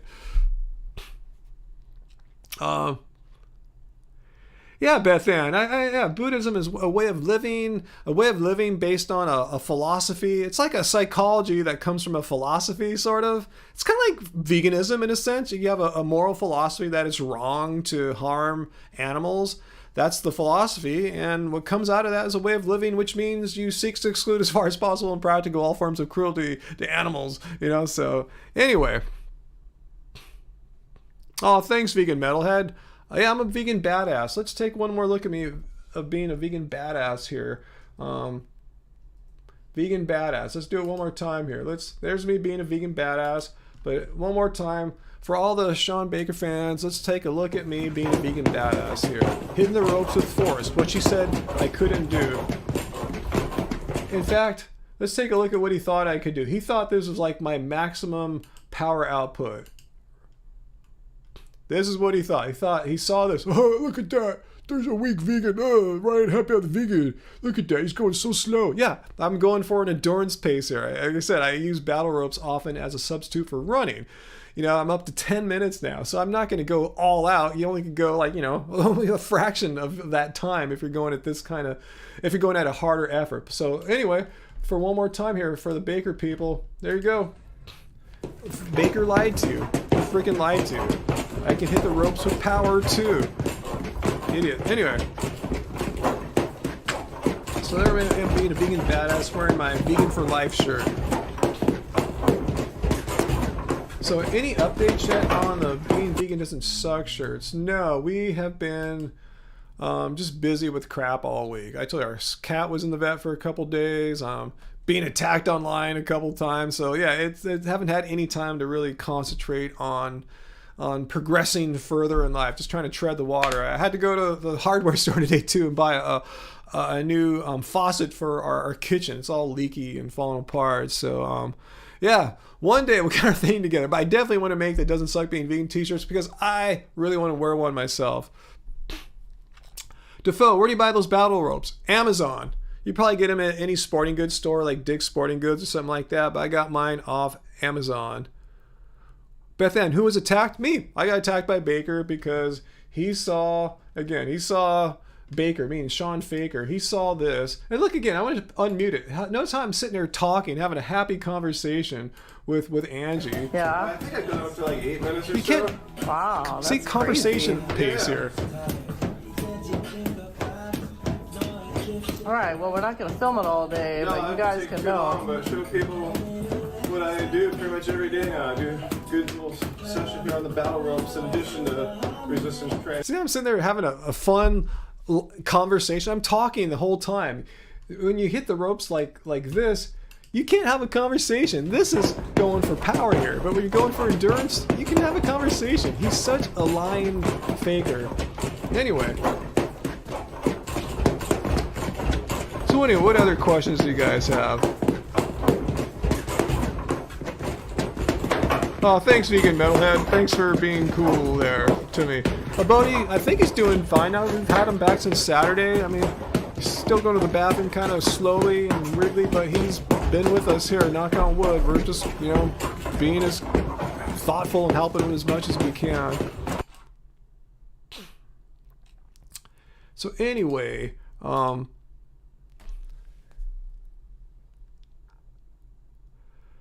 Jameson, yeah, I got my surfboard there. I haven't surfed for a few years, to be honest with you. Ever since I've been going so hard into basketball, I haven't surfed. But I'm probably gonna get into it. I took all the wax off my board. It's got a few dings that need to be repaired. I figured now is a great time since I haven't surfed in a few years. The board is dry. They don't have to dry it out. So I just got to find all the dings, get them fixed professionally because I want it done right. But like I said, we're probably not going to renew our annual passes at Disneyland once they expire in another 5 months or so. So I'm going to get a state park pass so I can go surfing, unlimited parking, free parking once I get the annual pass for parking at the state park. So yeah, haven't surfed for a couple years, but I probably will just start picking it up again.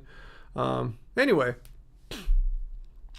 Joey, don't let them hurt my feelings. Yeah, I mean, it doesn't hurt my feelings. It just frustrates me how stupid it is. How can anyone honestly think that when you see a guy having a conversation while doing battle ropes that this is my maximum effort? How stupid must a person All right. be? Well, we're not going to film it all day. I'm but sitting you here guys can talking. know. But show people what I do pretty much every day now. I do a good little session.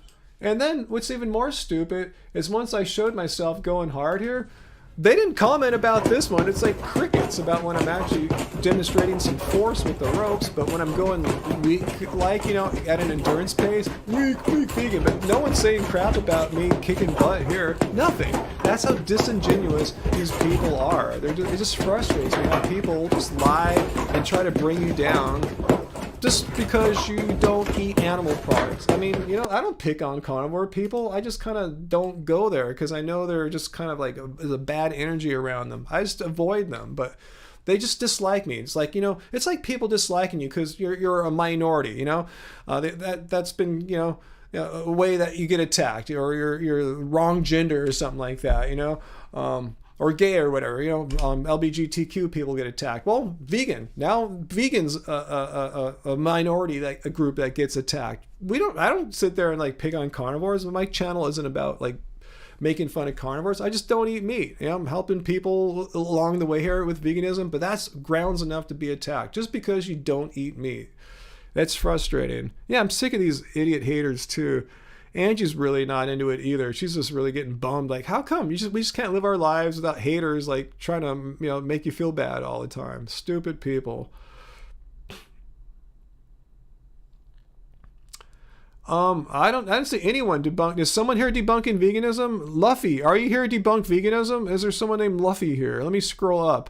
Luffy, if you're here debunking veganism, I want to hear you. Or is that someone with a YouTube channel? But I'm hoping someone is here to debunk veganism. That would be cool. I'm not seeing this person.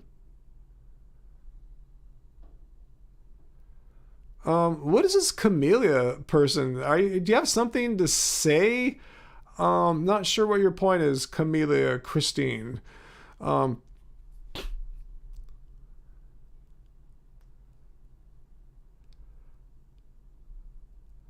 Let's see.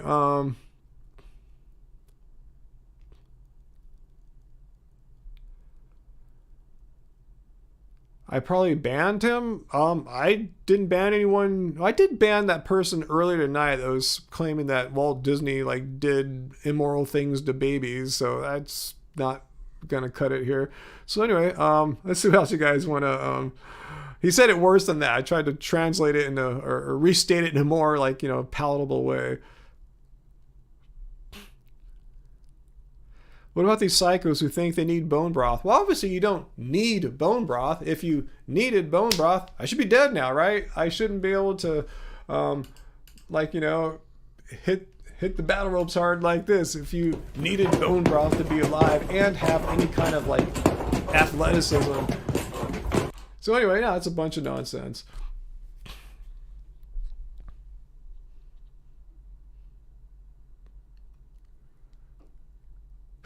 Graven babies. I looked at the profile pictures of the people mocking Ryan on Twitter, and a lot of the dudes look 9 months pregnant. I go, yeah, how come they can get away with that? How come, and they think that looks good. I mean, it's all aesthetics. I'm perfectly fine with the look of my physique here. I'm totally proud and happy. When I play basketball, I feel like a boss. I'm 6'4.5", 6+ over 6'5" probably with my basketball shoes on. I got the length of an NBA player. I got the physique of like maybe a first year player, in the league or something like that. I feel proud. I mean, why should these people try to bring you down? This is what I want. Maybe it's not what they want. Maybe they think everyone needs to look like Arnold Schwarzenegger or something like that. But I'm perfectly proud with what my thing is here. And anyone who tries to bring you down from that is just an idiot, especially if they have no leg to stand on. And again, being vegan doesn't mean you have to be fit looking. You don't have to work out every day like I do. Does like Earthing Ed work out every day? No, you don't have to do it. There's nothing in the definition of veganism that says you have to like train like an elite athlete or anything like that. It's just ridiculous how these carnivore people think that veganism is like a pro athlete or something like that. It's so confused. Yeah, a lot of them think we all have to look like Bro Rogan. That's what a real man looks like. Well, for me, Bro Rogan, not real man because he gets testosterone shots and has been low since 14 years ago.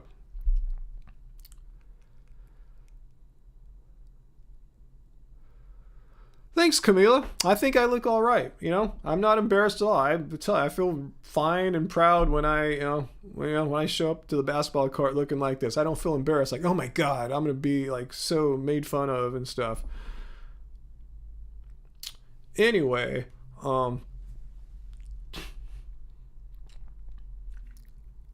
maybe that's it, Graven Babies, huh?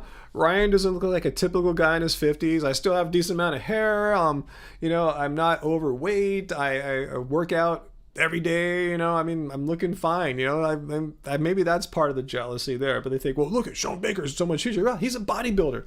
I'm a basketball player. There's cyclists, really skinny. That's what they look like. And basketball players a little bit bigger than that. I guess shot put throwers are probably a little bit bigger than that, even upper body wise. It depends on what you're training for. It's ridiculous to think everyone should look like Arnold Schwarzenegger.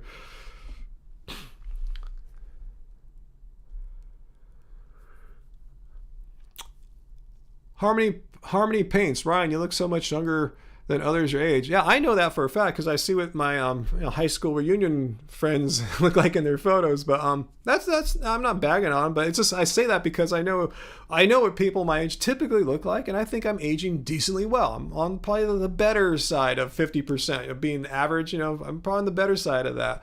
But that's nothing to do with veganism. I think there's some genetic factors, and I do treat myself very well. I try to take care of myself. I used to be overweight, Joey. About maybe 15, 16 years ago, I weighed about 230, 240. I was a bit overweight back then. Thanks, W Mommy. Yeah, I think by pretty much any objective standard that I'm pretty fit and healthy, especially for a person my age. Happy, that comes and goes. It really, it doesn't please me when I see idiot clowns making up all these baloney lies about me online when I can easily refute them with a single video, and they don't even respond to that because they're such cowards, stuck in their fantasy lie. It's frustrating. Yeah, my wife looks amazing too. That's why I say it's so lame when you see all these people. Wow, veganism has aged you so rapidly. You look like you're 77. Like, are you kidding? Seriously, let's face here. I mean, you're saying I look like I'm about to turn 70 or 80 or something like that. Really, I find that really hard to believe. But it doesn't matter. It doesn't matter at all. I look like a woman. What do you mean I look like a woman? How is that? How is it that I look like a woman? Let's look here. This looks like a woman. Me sitting here going to the gym. You're saying that looks like a lady there. Maybe you just don't like my Asian haircut. Is it maybe a race thing? You just don't understand what Asian male haircuts look like? Yeah, there's been a few poopers for sure. And say I did look like a woman. Let's say I did. Let's say I decide, hey, Ryan decided to look like a woman. Like, so what? Don't I have that right? Is this not a free country? If I wanted to look like a woman, whatever that would entail, couldn't I do that and it would all be cool? I mean, why wouldn't I be able to if I really wanted to?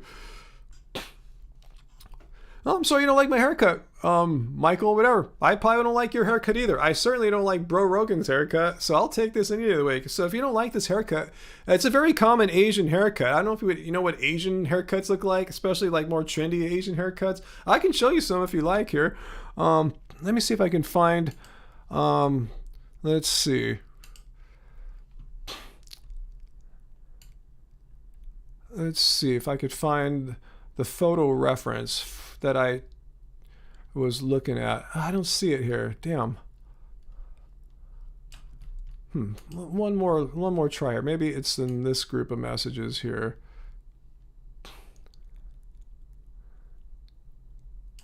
Huh. Okay. Let me look here. Then there's 3 places where I think the message could be. Huh. Damn. All right, one more shot and I'll give up. Because I forgot the name of the actor. I saw this actor, thought he had a cool haircut, and that's what I was going for. And the actor was a dude. He was in a band as well. He's an actor in a band. So if you don't like Asian haircuts, so be it, I probably don't like your haircut. It's all good. We all have our own opinions, and it's all good. So anyway.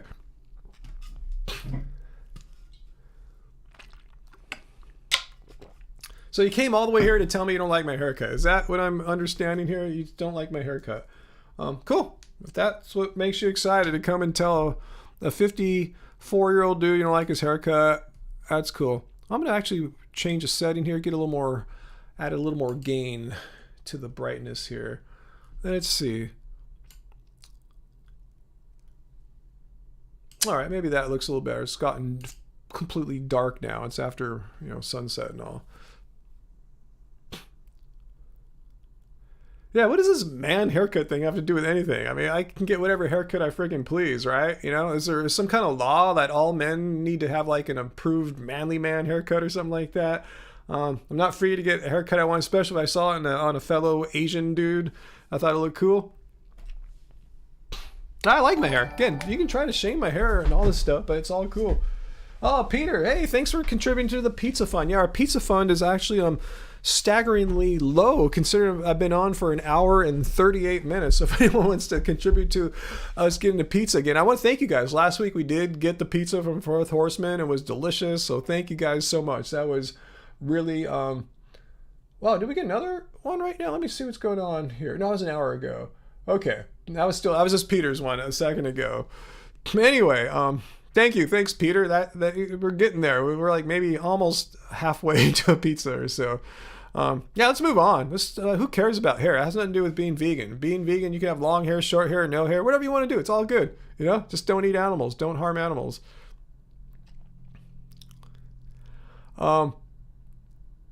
Produce not pills. Why am I so offended by someone not liking my haircut? I just think it's stupid that someone just comes here and says, "Oh, your hair's dumb." It's like, okay, great. Why are you telling me that? You think that makes me feel great? Like, oh, this guy hates my hair. Awesome. It's like, You know, that's just kind of weird. Do you walk up to a person, and here's my question: do you walk up to people in real life, these haters, and say, "Oh, I hate your hair"? Like, no, they just, you know, you only do that behind the separation of being on the internet. You know, kind of sort of anonymously. Like, I mean, I'm a human. I have feelings. You think it makes me feel good? Oh, I hate your haircut. Like, honestly, I really don't care, but it's just not making me feel good. You know, it's not saying it's making me feel bad, but it's definitely not putting my mood in the positive side. It's just like stupid, you know. Anyway. It's like, this is a vegan chat. It's not like, oh, let's rate Ryan's hair and try to make him feel worse, maybe. Joey, you're 32 and getting a bald spot. Oh, man, I'm sorry to hear that, Joey. Yeah, it's a genetic thing. I don't think diet can do anything whatsoever. You know, if it's, you know, if it's in your genetics, it's in your genetics to have hair loss happen younger. VD used a photo of me? Awesome. VD, are you watching? I bet you used a really crappy photo. Let me give VD a really nice looking photo. Let's sit here. Use something like this. How about, let me give her some more good ones. Why don't you use a photo like this, VD? Huh, sexy devil here, huh, VD? What do you think? But no, she'll use some crap like this.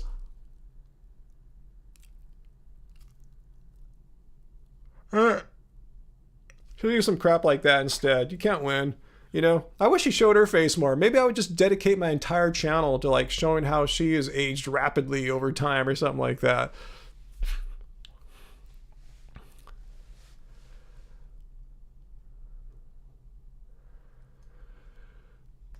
Defoe, no, I don't have any kind of skincare regimen or anything like that. Now, once in a while, I'll put like some moisturizer thing or something like that, some kind of oily thing, but I forget to do that. So, I really don't have anything I do really.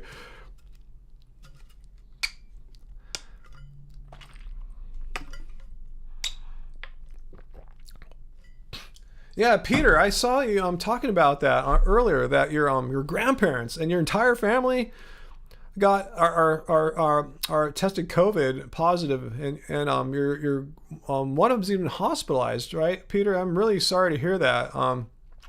Shows you we really got to do everything we can to protect our most vulnerable people, which are typically, you know, people over the age of 60. I just found out a few days ago that a relative that I'm not really close with at all, kind of I wouldn't say distant relative, not that distant, but it's not semi-distant relative.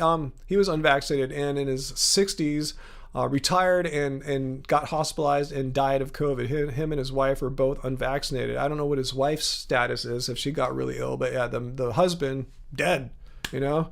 So, yeah, I heard it's really bad right now in England. So yeah, guys, it's not all over yet. And I know, even if you're vaccinated, it doesn't mean that you can't get sick. I've seen many vaccinated people get ill, but yeah, it has helped as far as hospitalization rates go and deaths go. So anyway, yeah, if you have vulnerable older friends and family members, do everything you can to protect them, because they're the most vulnerable. You see, Gravy Babes, your husband's cousin passed away from COVID. He was 53. He was younger than me. Republican, meaning not vaccinated. See, that's what I'm saying. I'm not trying to make this a political issue. I'm just saying, you know, about a 96 odd percent rate in reduced, like not going to the hospital. Like, you know, they're not like vaccinated are 90% more likely to end up in the hospital than an unvaccinated person. So yeah, you know, even though most of us, if we get it, we'll be fine. That's a true fact. Most people, whether you're vaccinated or unvaccinated, will probably be fine. But there are those who are more vulnerable than others, particularly over the age of 50, and I'm in that category as well. I said over 60, but if you look at the stats, really is when age 50, you know, your odds aren't as good as for those younger than that. So anyway, yeah, just hoping everyone stays safe out there, because yeah, it's hit my family finally. It hasn't really, no one has died in my family yet until like a week or so ago. You fainted at the vaccination place, Jameson? Wow, what happened? Oh, so Graven Babies, the cousin ended up with pneumonia and liver failure and 9 kids. Wow, such needless deaths and hospitalizations. Wow. I'm so sorry to hear that. It's really sad. Vegan Gains is doing a live stream right now too. Oh, okay. Well, if you're there, tell them we said hi here. Am I going to watch the new Milked movie that was released today? Is that the one that Peter linked us to earlier? If so, maybe. I thought Angie and I were going to watch something else tonight, though. I forgot what it was. She said there's something on Amazon Prime that's going away like at the end of the month, so we're going to check that out tonight. Jameson, you got the shot and passed out. Is it like what happened, from nerves or something? Because I remember when I got shot, I didn't, nothing. Yeah, I just felt normal. I'm sorry about that. It sounds horrible. So Peter, your dad went over to the UK to help your grandparents. Your grandparents moved and then caught COVID as well. Oh, I see. Oh, man. Let's see. I hope not, Fu Man Poo. I saw that Streamlabs hid your comment there. I haven't seen my chatbot. What the hell? How come my chatbot is like taking an early retirement?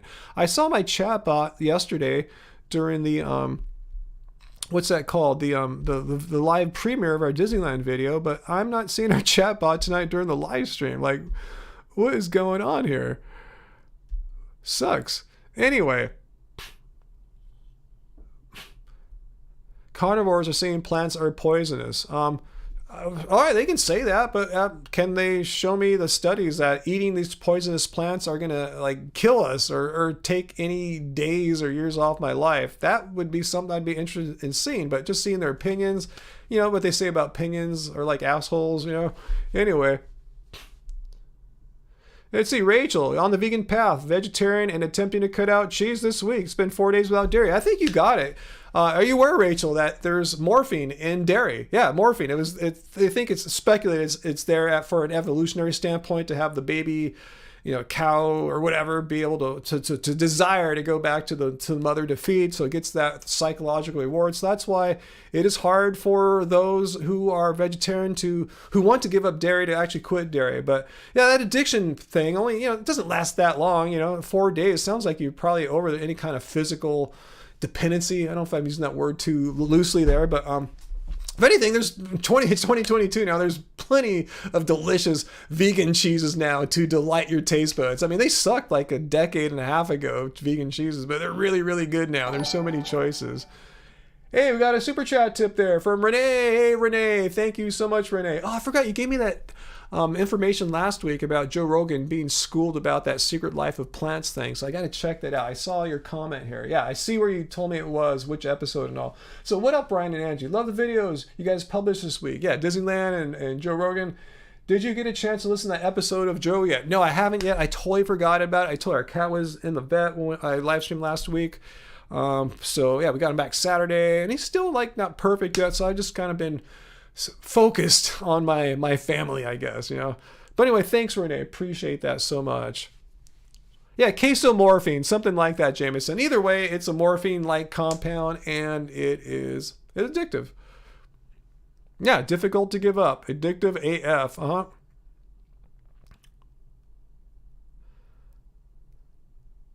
Yep, just people sharing their experiences too. Cheese being hard to give up. Yeah, I remember too when I was like vegetarian having cheese. I know this all too well. Yeah. Well, yeah, Rachel, yeah, meat was super easy to give up, right? But yeah, the morphine, the casomorphine and cheese, yeah, that's what makes it particularly nasty, to give up. But yeah, if you're 4 days in, if you're having cravings, I would suggest go buy yourself, if you haven't already, a bunch of really good vegan cheeses and throw that all over your food instead, So if not, yeah, if you can go cold turkey, cool. Because, vegan cheeses aren't typically the healthiest things in the world for you. Again, if you're, looking at the saturated fat content, it's pretty high typically. Yeah, nutritionally, Jameson. Yeah, you can throw that on right now. No worries. Just put on as much as you want within reason. Yeah, there's no saturated fat, and nutritionally, it has a very cheesy-like taste to it, for sure. Yeah, you can make some cashew cheese sauce, any kind of nut cheese. Yeah. Yeah, I'm with you, Peter. I don't eat vegan cheeses too often myself either. How come my lighting looks so dim right now? let me make an adjustment. I think I know what I can do here. Let's see if that helps.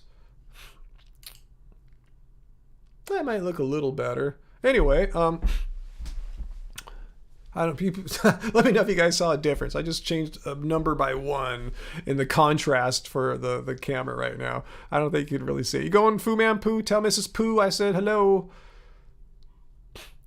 Yeah, Rachel. Yeah, the dairy industry is awful. A lot of vegetarians think, well, the animal's not being killed, so it's cool to be vegetarian. Like, no, there's so much cruelty and killing in the dairy industry. So yeah, it's bad. So that's cool. You know about it, what's going on. Yeah, don't support it. Yeah, if you truly believe it's wrong to harm and exploit animals, there's so much harm and exploiting of animals in the dairy industry.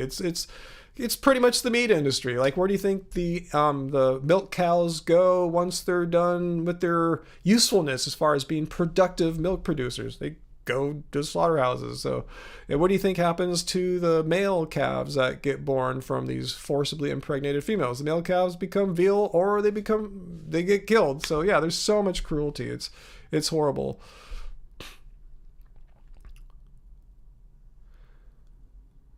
Do I love Indian foods, Camila? Hell yeah. Yeah. I mean, we love Indian foods for sure. Yeah. I mean, yeah, we live near an Indian district here in SoCal. Yeah, we shop at Indian markets. There's a few restaurants down there that have some vegan options. We make khichdi. It's in our book. And keep it carb, baby. I just made that last night. In fact, that's what I'm having for dinner tonight, guys. We have leftovers. So yeah, I'm going to heat up some naan bread from Trader Joe's and get some turn the oven on, put them in there, heat up the khichdi and have part 2. Right, in California, it's 7:51 p.m. right now, Metalhead. Mood lighting. Hey, I just like it kind of dark. I usually don't sit around in brightly lit rooms anyway. So this is how I kind of roll. If I'm making music, this is the kind of mood I get. And I figure I might as well have good mood when I make videos for you guys too. Just show you how I'm chilling. With a bunch of bright lights, I just feel kind of like, whoa, what's going on? My light is acting weird though. I think I'm cool. I can live with it. You know, I don't think this live stream is going to go down in like live stream history or something like that. I think this kind of... Let me open up the aperture one more notch here. See if it gets too crazy, guys. Tell me if this looks too crazy. 1, 2, 3. I think it looks all right. What do you think? Is it too blown out? Let me know. Maybe I'll bump up the contrast a notch here. Let me know if you guys think this looks any better or not. I do have an overhead light on right now, but it's for colors, like a kind of a purplish LED on right now. Hey Renee, thanks for another super chat tip there, Renee. What hung you guys at DL Lanes? Me want to go last time I was there. Oh, Disneyland. I didn't realize they had vegan options. Maybe me and my kids will run into you guys. I think I understand your question there, but yeah, I'm glad you saw that there are some vegan options there. It could be better, but at least it ain't bad. You know, I mean, it's better than going to, like, as we learned when I went to see the Angels play at Angel Stadium. There were pretty much no vegan options there. So yeah, Disneyland does cater to vegans decently well. Let's see. All right, people saying it looks better. Okay, maybe because when I started, it was before sunset and there was still, you know, decent lighting, and now it's pitch black, so I got to crank things up here. Well, I wouldn't say the Disneyland vegan options suck, Peter, but there could be more of them. The ones they do have vary. Some are okay, some are pretty good, some are blah. I wouldn't say they suck, but they suck in that they didn't fulfill their promise, Disney's promise from several years ago, that they would have vegan options at every place in the park, every restaurant, every place they serve food, and it's far, far from that. So we are extremely disappointed that they've actually kind of gone backwards in that promise.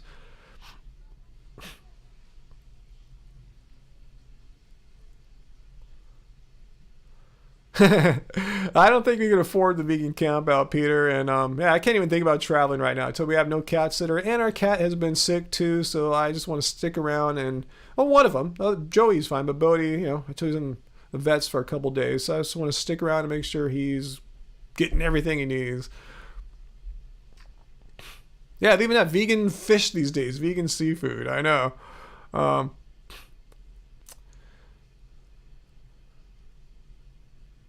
You might be skipping it too, Peter. What is the vegan camp out again? I forgot. It's in the middle of summer, isn't it? I mean, that seems like the only real time to do it there, where it's kind of like warm enough. Which dining locations don't have a vegan option? There's Lisa, happiest vegan on earth. Well, let's name a couple here. How about that fancy restaurant in the Grand California Hotel? What's it called? The Napa Rose. There's like nothing vegan there, right, Lisa? Just for starters, that's like they're like 3-star, 5-star restaurant kind of place there, and you can't go there as a vegan if you want to go out for a special birthday or anniversary. You can't do that there. And let me think. I'm just thinking of the places I go to, but let's see. But I'm thinking, Lisa, I'm really thinking about like those food carts, those red carts like at Disney California Adventure where they have all the festival foods in specials. Only one cart had vegan options. The rest of the carts didn't. So that they're not fulfilling their promise there of like all places. I mean, how come... Or, like there's only 2 vegan options at their food and wine festival. I mean, that's pretty bad. Okay, Lisa's saying it's off menu, but they always make vegan dishes. You've been there 4 or 5 times. Okay, how come it's not on menu then? So I'm saying if they really had vegan options, I didn't know. I mean, why would you have to like ask the server once you've already booked your reservation like 5 months out? You know what I'm saying, Lisa? If they really had vegan options, put on the menu so everyone knows. Because really, if no one knows, it's like not having an option, sort of, because you wouldn't plan to go there. Let me think. What else is missing vegan options? Because how about places I don't ever go to there? Let me think. Let me think, Lisa. You got me. But all those carts. That's what I'm talking about. There's all those carts. The red carts at Disney California Adventure. Let's see. Renee, you're bad at work and sneaking away to say hi and not checking your spelling. I kind of figured out what you were saying there, Renee. And wants to know, is my cat named after Chris Bodhi? No, it's named... Bodhi's a word in like Buddhism, and it's just a spiritual word. And it's also the name of the antagonist in the classic 90s movie Point Break. I'm not thinking about the 2000s redo. I'm thinking of the one with Keanu Reeves and Patrick Swayze. But thanks, Angela, for pointing out. I almost missed a super chat tip there. But yeah, Renee, thank you so much. Have I ever been to a symphony? Let me think if I've ever been to a symphony. I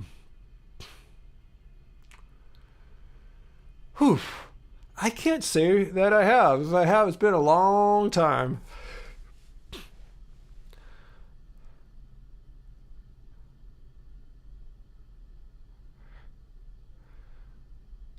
Okay, so there, by Disney's mathematics, the Food and Wine Festival all counts as one menu. So there are 2 options on that menu. Okay, I guess you have a point there. But again, I think they should have the vegan option listed on the menu for the Napa Rose restaurant. That's a huge omission. I'm glad they have some off-menu items. Again, if I don't even know it's an option to go there, it's, for me, it's like, Disneyland sucks. You know what I'm saying? They got to get it out there. Like, it doesn't cost them anymore to have another line in the menu, really, does it? So anyway, but that's good to know that they have something there. What is it, by the way? What are the vegan options at Napa Rose? Just kind of curious. And are they good? Let me know if you like them. Let's see. What else you guys asking here? Oh, DJ 2012, you're in San Diego. Awesome. I really want to go to San Diego. I totally been saying this ever since we got vaccinated like a year and a half ago. I really want to go to Donna Jean. I really want to go to Bar Kindred. In fact, we just talked to a friend of ours is a manager at Gracias Madre at Newport Beach, and she said she just got out to San Diego last weekend and went to those restaurants. Like, so jealous. Yeah. If you guys are interested in eating vegan at Disneyland or Disney California Adventure or downtown Disney, anywhere in the Anaheim Disney Resort area, follow Happiest Vegan on Earth. That's her account here on YouTube, as well on Instagram and her website. So just Google Happiest Vegan on Earth, and she keeps her site updated. I mean, I've seen posts from like places like PETA eating vegan at Disneyland. They're like, it's just obscenely outdated. They don't keep their information current and relevant. Lisa does. She goes there all the time. So make sure you guys are following her if you're interested in eating vegan at the Anaheim parks. Oh, I see my bot is alive and well. Cool.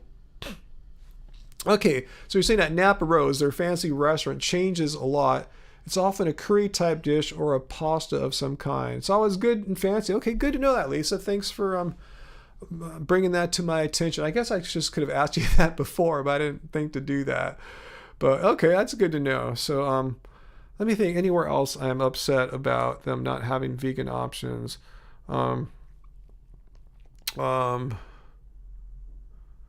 Yeah, maybe they do. I guess I'm pissed off at when we go past all those carts, those red carts in Disney California Adventure, that we only go to one of them. There's like, what, a dozen carts or something like that, and only one counts. What about Disney World? Well, Lisa has visited Disney World, but since she lives right by Disneyland, I don't think she has as much, ability to go there and keep her information relevant. So that's why she focuses on the Anaheim Resort. But yeah, they have the same thing in Disney World. Vegan options everywhere in the park. Jameson, do I like industrial techno at all? No, back in the 90s, I was kind of more into like techno-y stuff, but never like an industrial techno really. Yeah, Happiest Vegan on Earth has a YouTube channel, so follow her. Just look for her in the YouTube search. Just copy Happiest Vegan on Earth. Follow her on YouTube. Follow her on Instagram. And if you want just like a quick reference website, go to her website. Because I can't lie, Angie and I often will pull up her website when we're in the parks to just fact check something, see if something's new.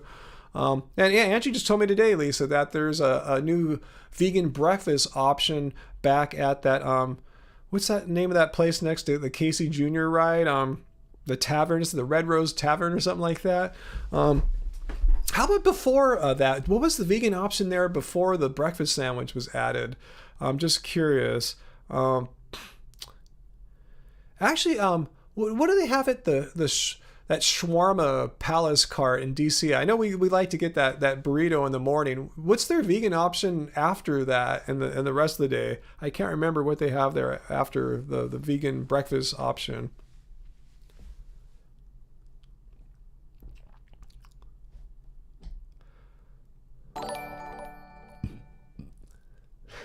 Oh, another super chat tip there, Renee. If we make it out to San Diego, remember, hit up Polka's. Tell them Renee sent you. It's by Donna Jeans. Polka's. What kind of food is that? Thanks for the super chat tip there, Renee. What kind of food is Polka's? It does kind of ring a bell, but I don't know how big my stomach is. If I eat at Donna Jean and Kindred, hopefully I'll have room for some more food. Okay, they've been serving breakfast for a few years. It has always been a version of that potato veggie bowl.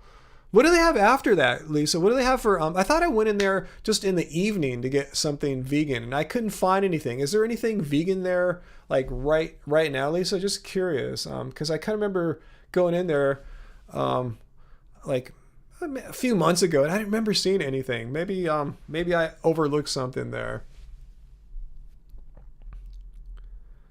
Let's see. At Shawarma Palace, it's the Impossible Victory falafel wrap for lunch and dinner hours. I don't know if I've ever had that, actually.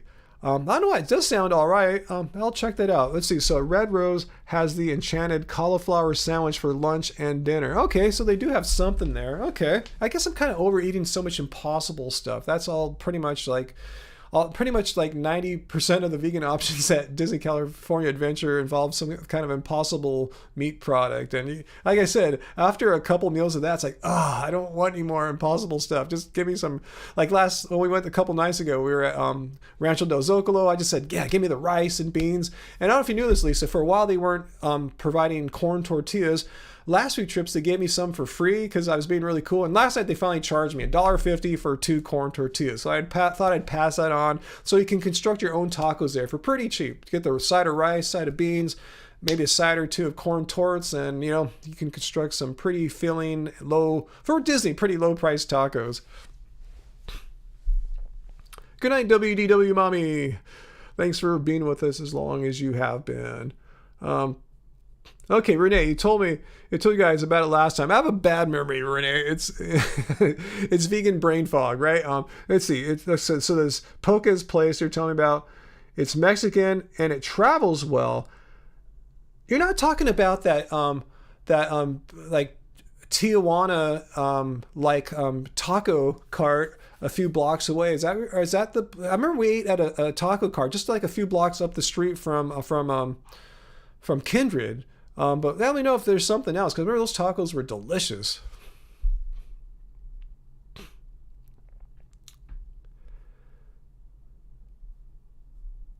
Let's see.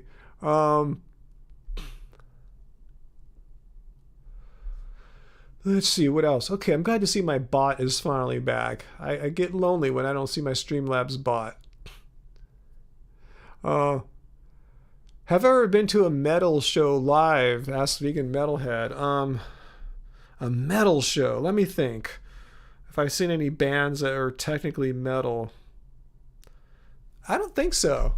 Pretty sure I have not.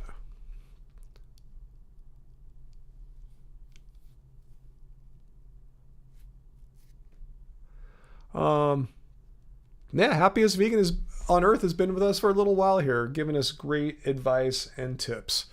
She just schooled me on a few things too, but she should. She's the expert on all things vegan and Anaheim Disney stuff. Okay, Pocus is in downtown San Diego. All right, well, thanks for. I'll if we start making a San Diego plan, I'll just check back with you guys, make sure I remember the name. But yeah, definitely going to Donna Jean and Kindred when we're down there. We'll try to go sometime soon, because that doesn't involve staying overnight and needing someone to watch our pets or anything like that. Do I like Black Sabbath? Yeah, there's some old Black Sabbath I like. I like that old, just kind of fuzz tone stuff that they got on some of the old stuff. I haven't heard some cool, like, oh God, what was it? There's a song on Paranoid that stuck out. I couldn't believe how like jazzy it was. I didn't know Tony Iommi, so I pronounced his name, had that in him. So yeah, there's some Sabbath stuff. I need to like explore more of their old catalog at some point in the future. Okay, Peter, I figured, yeah, you would know where to score the great vegan food in Victoria or Vancouver, Canada.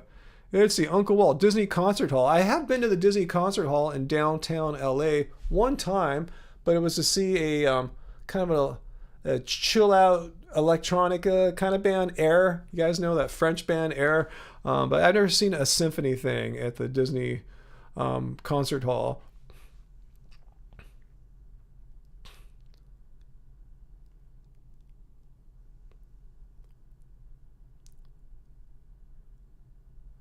Let's see. Who was my celebrity crush as a kid or young adult? Celebrity crush? Huh. I don't know. Let me think. Brad Pitt? I guess that's my celebrity crush now or something. I don't know. Not a crush, but I'm saying I'm comfortable enough with my high testosterone masculinity to be able to say, hey, that guy looks good. I wish I looked as good as Brad Pitt, you know? I see like Joe Rogan, like, ooh, that guy doesn't look that good. I don't want to look like that dude.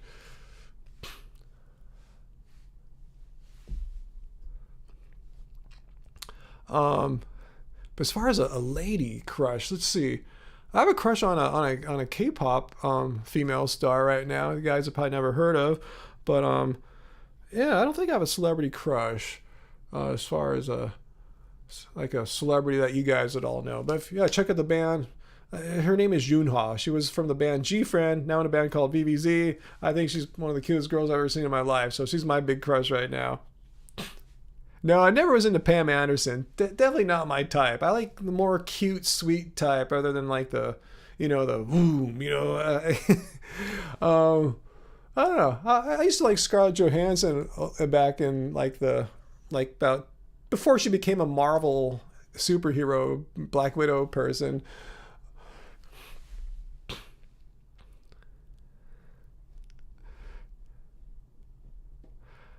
Oh yeah, Alyssa Milano. Yeah, she was super fine back in the day. Yeah, totally, Jameson. You must be around the same age group as me if you're an Alyssa Milano crusher.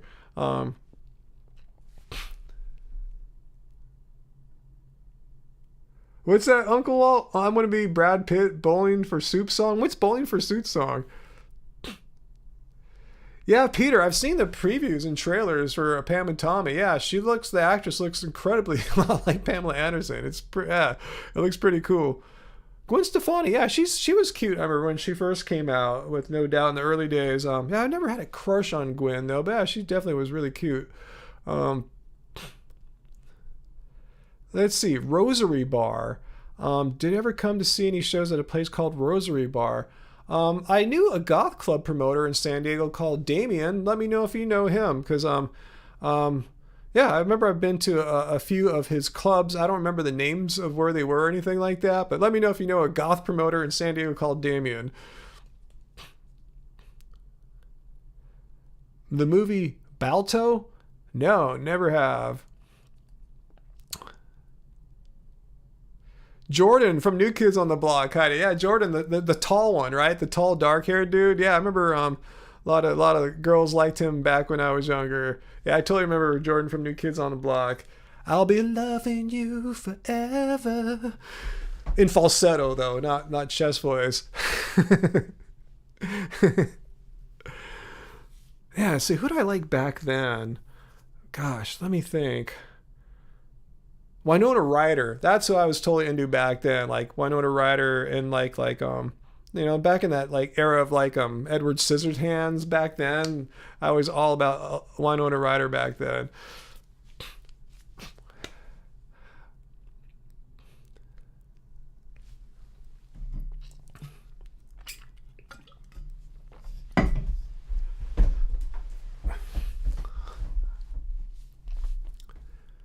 Oh yeah, Grave Babies, Johnny Depp. You can't mention Winona Ryder from that era without mentioning Johnny Depp.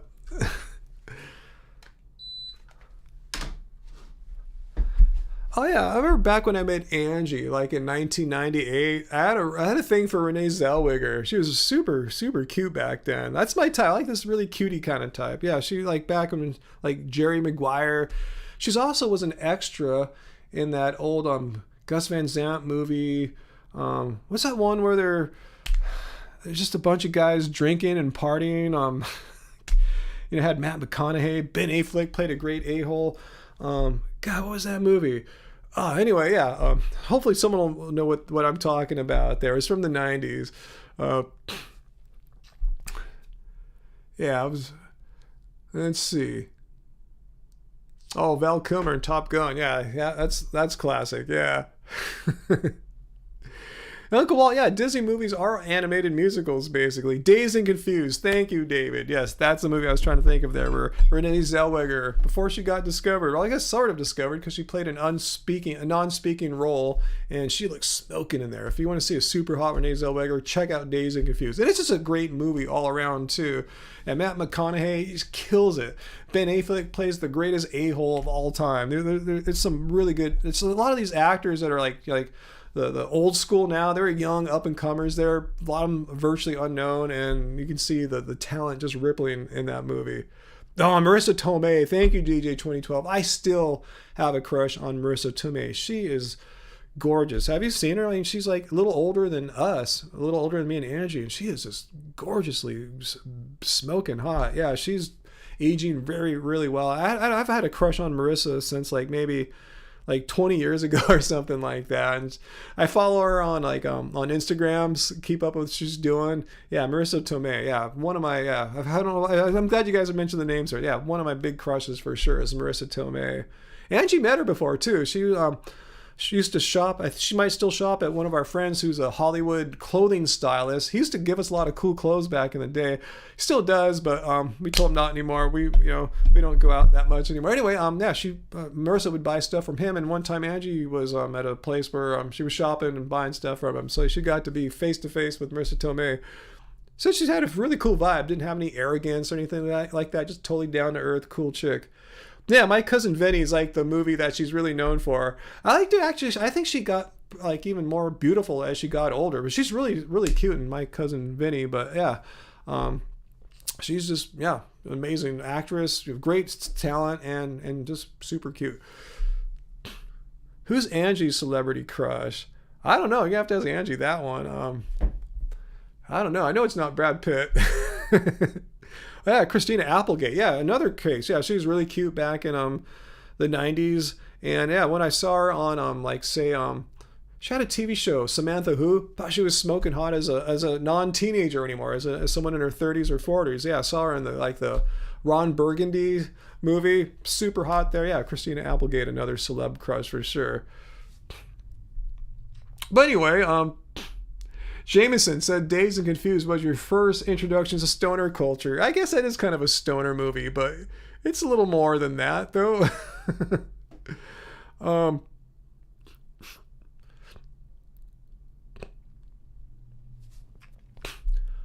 Let's see, David. Yes, Renee Zellweger was indeed in Dazed and Confused, but like I said, it was a non-speaking role. She's an extra. It's obviously her. I mean, she's from Texas, where the movie was made. You know, Gus Van Sant, the director, is from Texas. He knew about her. She's 100% in that movie, but she's not speaking. I remember one really cute scene is I think a car wash scene. She's like involved in a car wash. Looks really smoking hot there, but no, Renee Zellweger is definitely in Dazed and Confused. Let's watch it again and look for her. You'll see her. Really cute, young, smoking blonde.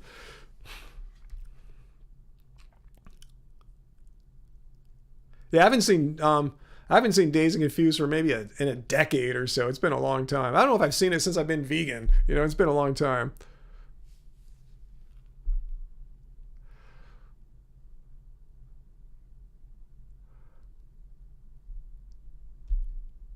Renee, I like her. If we're talking about Renee's voice being sexy, it's a really cute voice. That's kind of my type. I like more of a cutesy thing rather than like a Pamela Anderson thing. No, not a dissing her. Pamela's a very beautiful woman and all, but everyone has their preferences. Like some people think Joe Rogan looks really sexy. I don't, you know.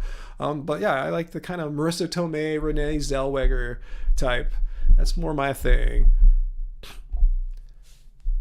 Brad Pitt, now he's still a good-looking man. I still see him and go, wow, I want to look as good as Brad Pitt when I'm that age. I'll never look as good as Brad Pitt at any age, but I'm saying he's still, I look at him, he's a few years older, I go, wow, he's still got it going on.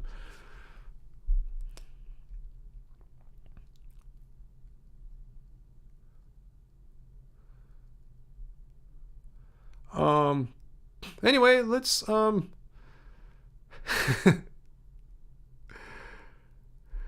Anyway, let's move on. Yeah, Tara. Yeah, Marissa Tomei. Check her out. How she looks now. She's still a hottie, and she's a few years older than me and Angie. She's totally like keeping it together.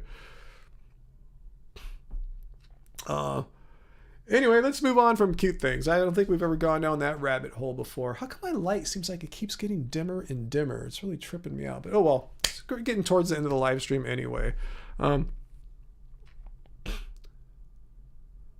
Joe Rogan was kind of cute in the 90s. Hey, okay, each has their own. He looked better then. I mean, who doesn't look better, like, you know, when they're in their 20s versus their 50s? But yeah.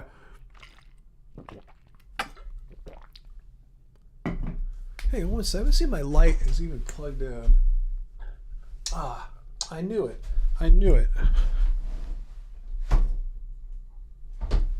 There it goes. Ah, I knew something was wrong with my light there. Okay, let me fix all my settings now. Now I'm like totally overexposed. But anyway, let me fix it. I should have checked that before. Sometimes it just comes out of the electrical socket and goes on battery. Wow. All right. Sorry about that, guys. I knew something was just not right. All right. Technical problems. Maybe I need to plug it into a different outlet or something. Anyway.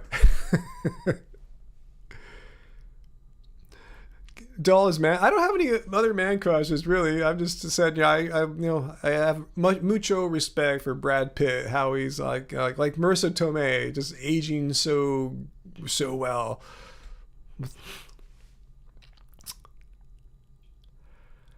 Let's see.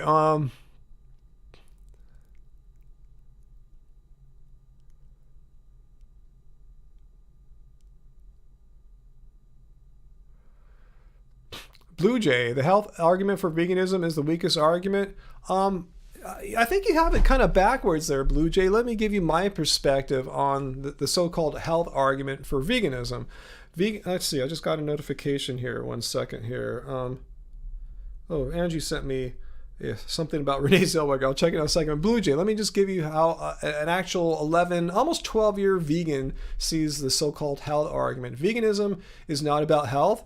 Veganism, again, if we just look at the definition of veganism, as opposed to a thirst trap photo of me there, let's go to the definition of veganism. It's a philosophy, a way of living which seeks to exclude as far as possible and practicable all forms of cruelty to animals or food, clothing, or any other purpose. It's an ethical belief. It's an ethical stance, meaning we believe it's wrong to harm animals. It's wrong to exploit animals. However, humans still need to eat. We just can't like live off rocks or plastic or something like that. We need to eat food still. So the only food that is in accordance, that's consistent with our moral beliefs, are non-animal things like plants and mushrooms and stuff like that. I was being a little facetious there, David, sure, but I think for a 54-year-old man, my little thirst trap photo, as I called it there, I think I look pretty decent. Anyway, my whole point is, yeah, we need to eat some food, and it's called not animal products, it's called plants. So the question is, if you are concerned about, okay, you got the morality thing down, we have a diet that's consistent with our morality, which means to eat plants. Is it healthy? Is it going to kill you? Are you going to like die sooner? Are you going to have like bad blood tests or something like that as a vegan? And that's where the health part comes in. Nutritional organizations around the world all are pretty much saying the same exact thing.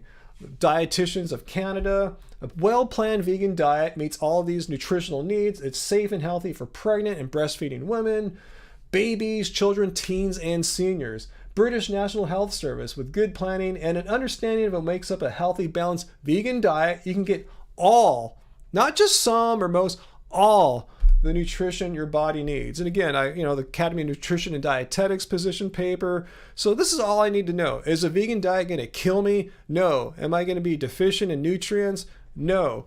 So I have a diet that's in agreement or in accordance with my ethical beliefs. Like, why would I want to choose a diet that kills animals needlessly? Because I can eat plants and not be nutritionally deficient. And my blood tests that I share with you guys, completely transparently, put up all my blood tests here over the years, show I'm not lacking in things, doing just fine.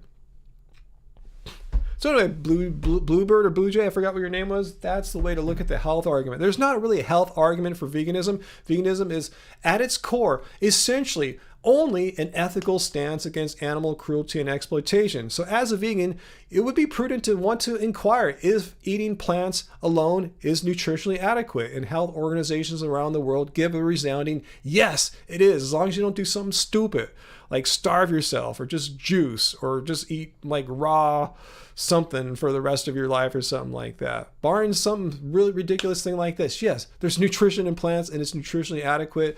The science says so. My blood labs say so. So that's it. There's no real health argument. It's just the question, is eating a diet of only plants nutritionally adequate? And again, it's yes.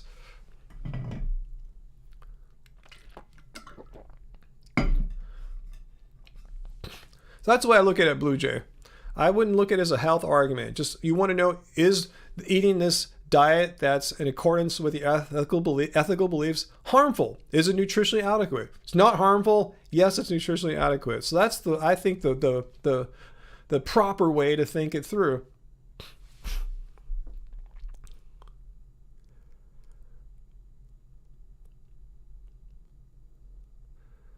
But yeah, Jameson, you don't have to come to veganism out of an ethical concern. You can come for environmental reasons or health reasons and then learn like, oh yeah, animal cruelty. Yeah, why would I want to kill animals for? Right? I can just eat all this great, healthy, environmentally friendly food.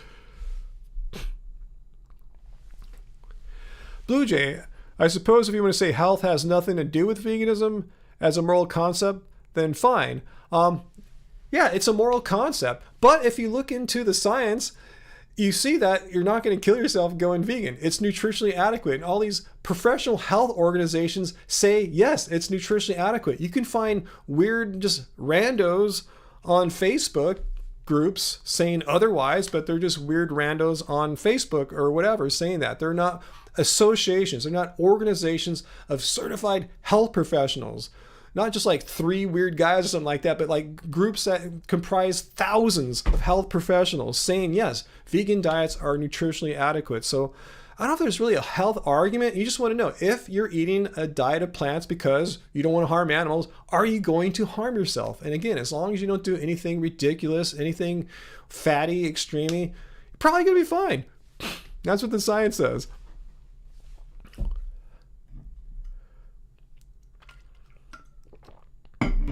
What's that Liberty Vegan? Also, once you realize it is possible to be healthy, once you look at the studies and science like I shared with you guys, the positions of all these health organizations around the world on a plant-based diet, it really destroys your most fundamental arguments against going vegan. It becomes very clear that eating animals is not necessary. That's why I say the needless killing of animals, since you don't need them. You don't need the nutrients from animals to survive or thrive, for that matter. It's needless killing. Humans, like myself, alive nearly a decade on all plants.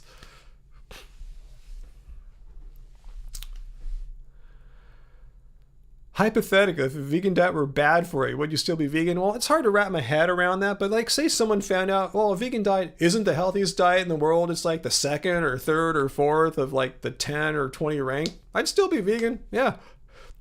I'm not sure how it would be bad for you, but all I need to know is it's healthy. Is there one that might be healthier? Who knows? If so, cool. You know, whatever. People can do that if they want. But didn't go vegan to participate in the healthiest diet ever known to humankind. That's not what motivated me to go vegan. It's because I still to this day find it absolutely just asinine that humans are killing animals needlessly for food.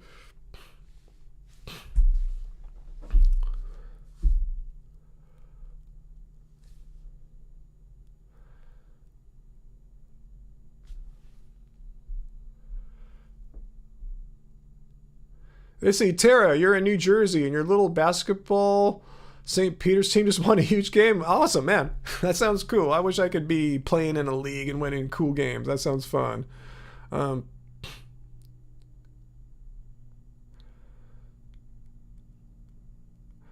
thanks, Tara. I think I look decent for 54 as well. I'm not saying I'm the greatest looking 54-year-old or anything like that. I just don't think I'm like, doing horribly for 54. That's all I'm trying to put out there. I've never made the claim I'm the healthiest vegan or the healthiest person. Nothing like that. I'm just an ethical vegan, and I just happen to take care of myself. I work out every day, but you don't have to do that. Like I said, I don't think Earthling Ed, Joey Carbstrong lift weights every day. You don't have to. Going vegan doesn't mean you have to be like a athlete and training for something. I just happen to have been athletic most of my adult life, and I want to continue that. And I'm not going to stop just because I'm in my 50s. In fact, I'm more reason to exercise when you're older, so you can sustain your healthy gains into your older years. Liberty Vegan, you lift weights every day? Cool, yeah. Sometimes I don't lift weights technically. I still do resistance training. Sometimes I'm working out with resistance bands. But yeah, I do resistance training, typically with weights, like 90% of the time it's weights. Sometimes it could be body weight. I could be on my bench doing a body weight squat on one leg. You don't need weights for that, But yeah, typically, yeah, it's resistance training with weights. Svarlada, hey, could I send you my music? You like my guitar playing? Thanks, Svarlada. If you email us off the Happy Healthy Vegan website or the Love Spirals website, you could start a conversation there if you want to send me a link to your music. So yeah, check out happyhealthyvegan.org or lovespirals.com, and yeah, I'll be willing to check it out for sure.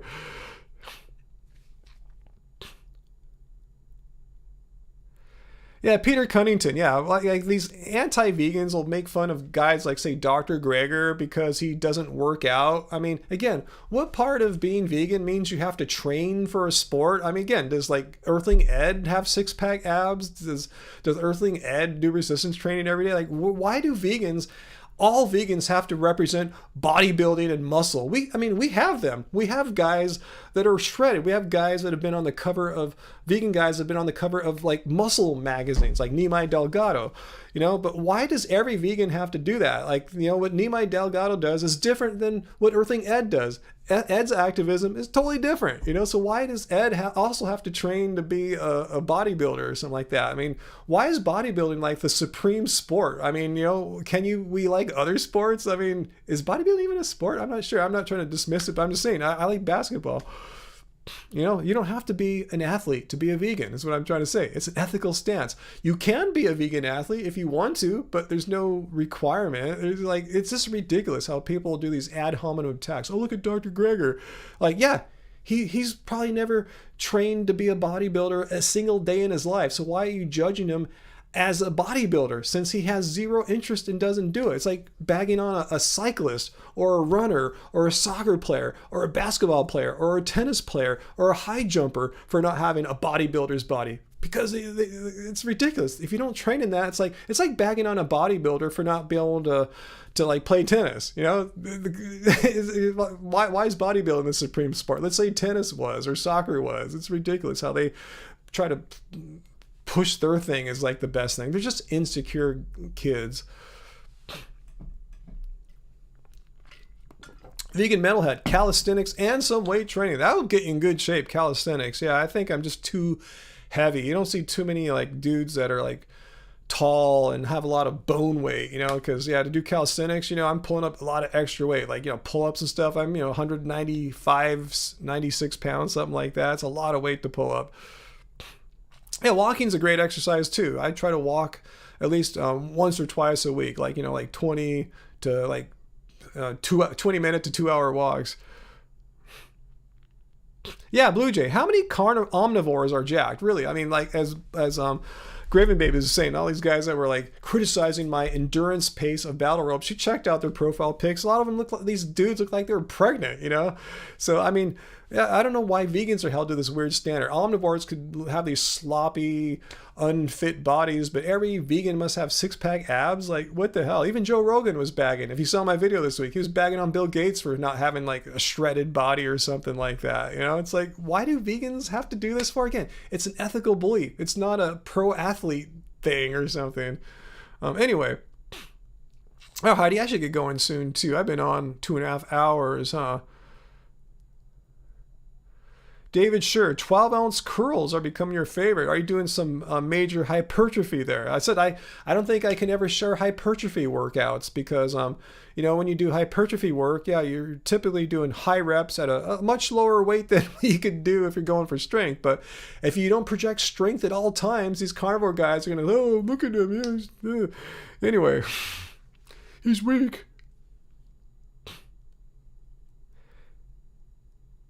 And also, Peter, yeah, I don't know why they bag on Bill Gates for pushing a vegan diet. Bill Gates eats hamburgers, meat burgers. He's not like he's not even vegan, and if he could eat non-animal burgers if he wanted to. Yeah. Oh, beer joke. I get it, but still, yeah, I get it now. I don't drink beer. That's why I'm out of touch with that. Yeah, I mean, I used to when I was younger, but I very rarely drink beer.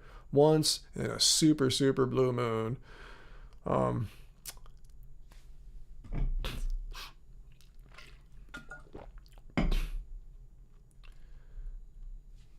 Ooh, I'm still on the webpage. Damn, I'm sorry. I didn't mean to be stuck in there. Well, I'm here. Let's take another look. There's my little thirst trap picture again, as David was laughing about.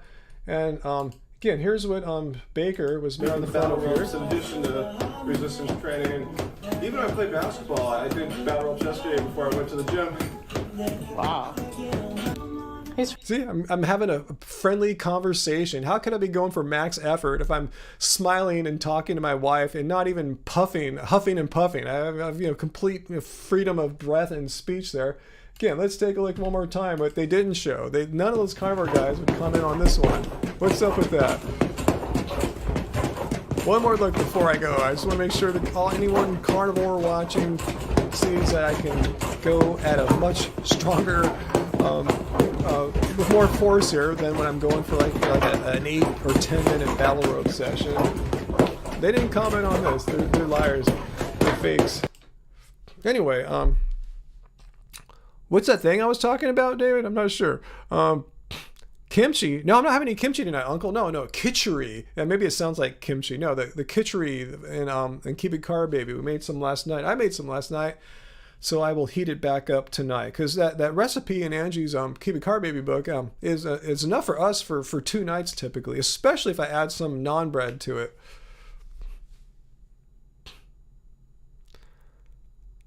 Oh, I hadn't heard the term before, David. Okay, the thirst trap term. You haven't heard that? Yeah, I just heard it for the first time. Maybe I don't know, probably this year, maybe, or late last year. Yeah, it's a younger person term, you know, thirst trap. Yeah. Do I ever eat kimchi? Yeah. Angie put some on a dish the other night. I forgot what it was, but yeah, we pretty much always have some kind of kimchi around here. Yeah, we like kimchi. Don't eat it all the time, but yeah, we definitely like kimchi. Yeah, but here's the body that the carnivores want me to be embarrassed about having. They want me to feel ashamed for crafting out this basketball player's physique. I should be embarrassed and all. But anyway, favorite meal that I make Liberty Vegan that lasts multiple nights? Kitchery. Hands down, it's got to be kitchery. That one lasts multiple nights. Made it last night, gonna enjoy it again for dinner tonight. Yeah, kitchery. If you don't have it, it's in the Keep It Carb Baby book. It's only on ebook right now, so you can get it like instantly, like $9.99. Download it right away. We have that almost every week. It's one of the few meals that I consistently make for us. Yeah, I like fermented foods, Peter. Yeah, I don't eat them like every day, but yeah, I like sauerkraut. I like kimchi. Yeah, I'm sure they're good for gut health and all that stuff. Yeah, I don't make it a point, but yeah, we're definitely not afraid of fermented foods like that at all. They're delicious. They're just good foods to have. You know, like they add flavors to things.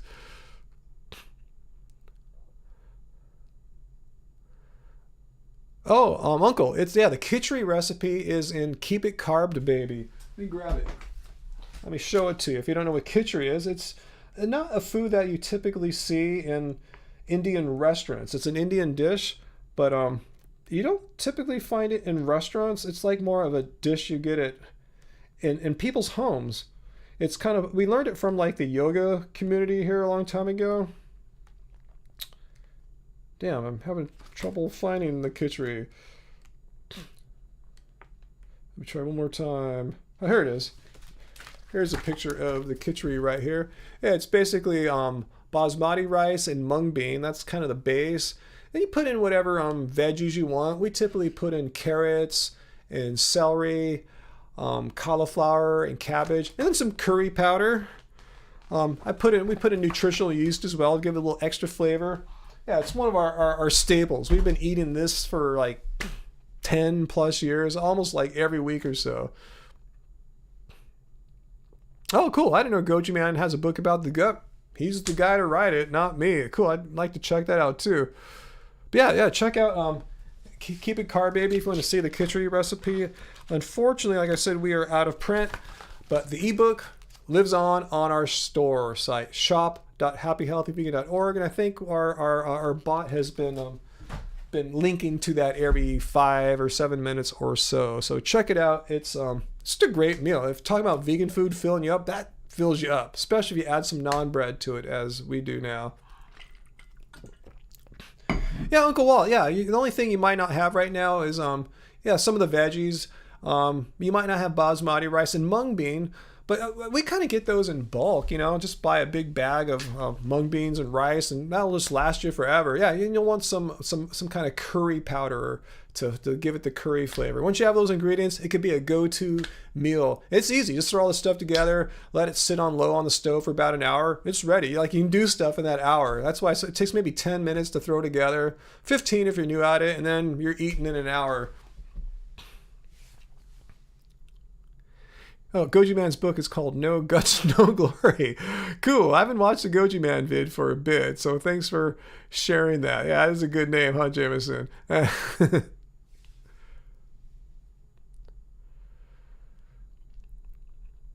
All right, so anyway, I should be going soon. I've been here 2 hours and 38 minutes. So if anyone's got any questions for me, now's a good time to ask before I go.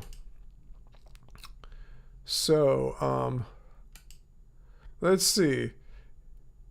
Food shortages. I hope there's no food shortages, David.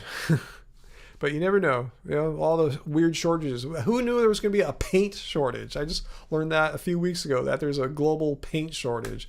At least in the United States. But yeah, who knew? Yeah, too bad none of Baker's followers showed up tonight to debunk veganism or see my great battle rope work. But oh well, it lives on in this live stream. So let them know that around the 20-minute mark or so, that you guys can find it after the fact, but I think it was around the 20-minute mark, we showed them the battle rope debunking.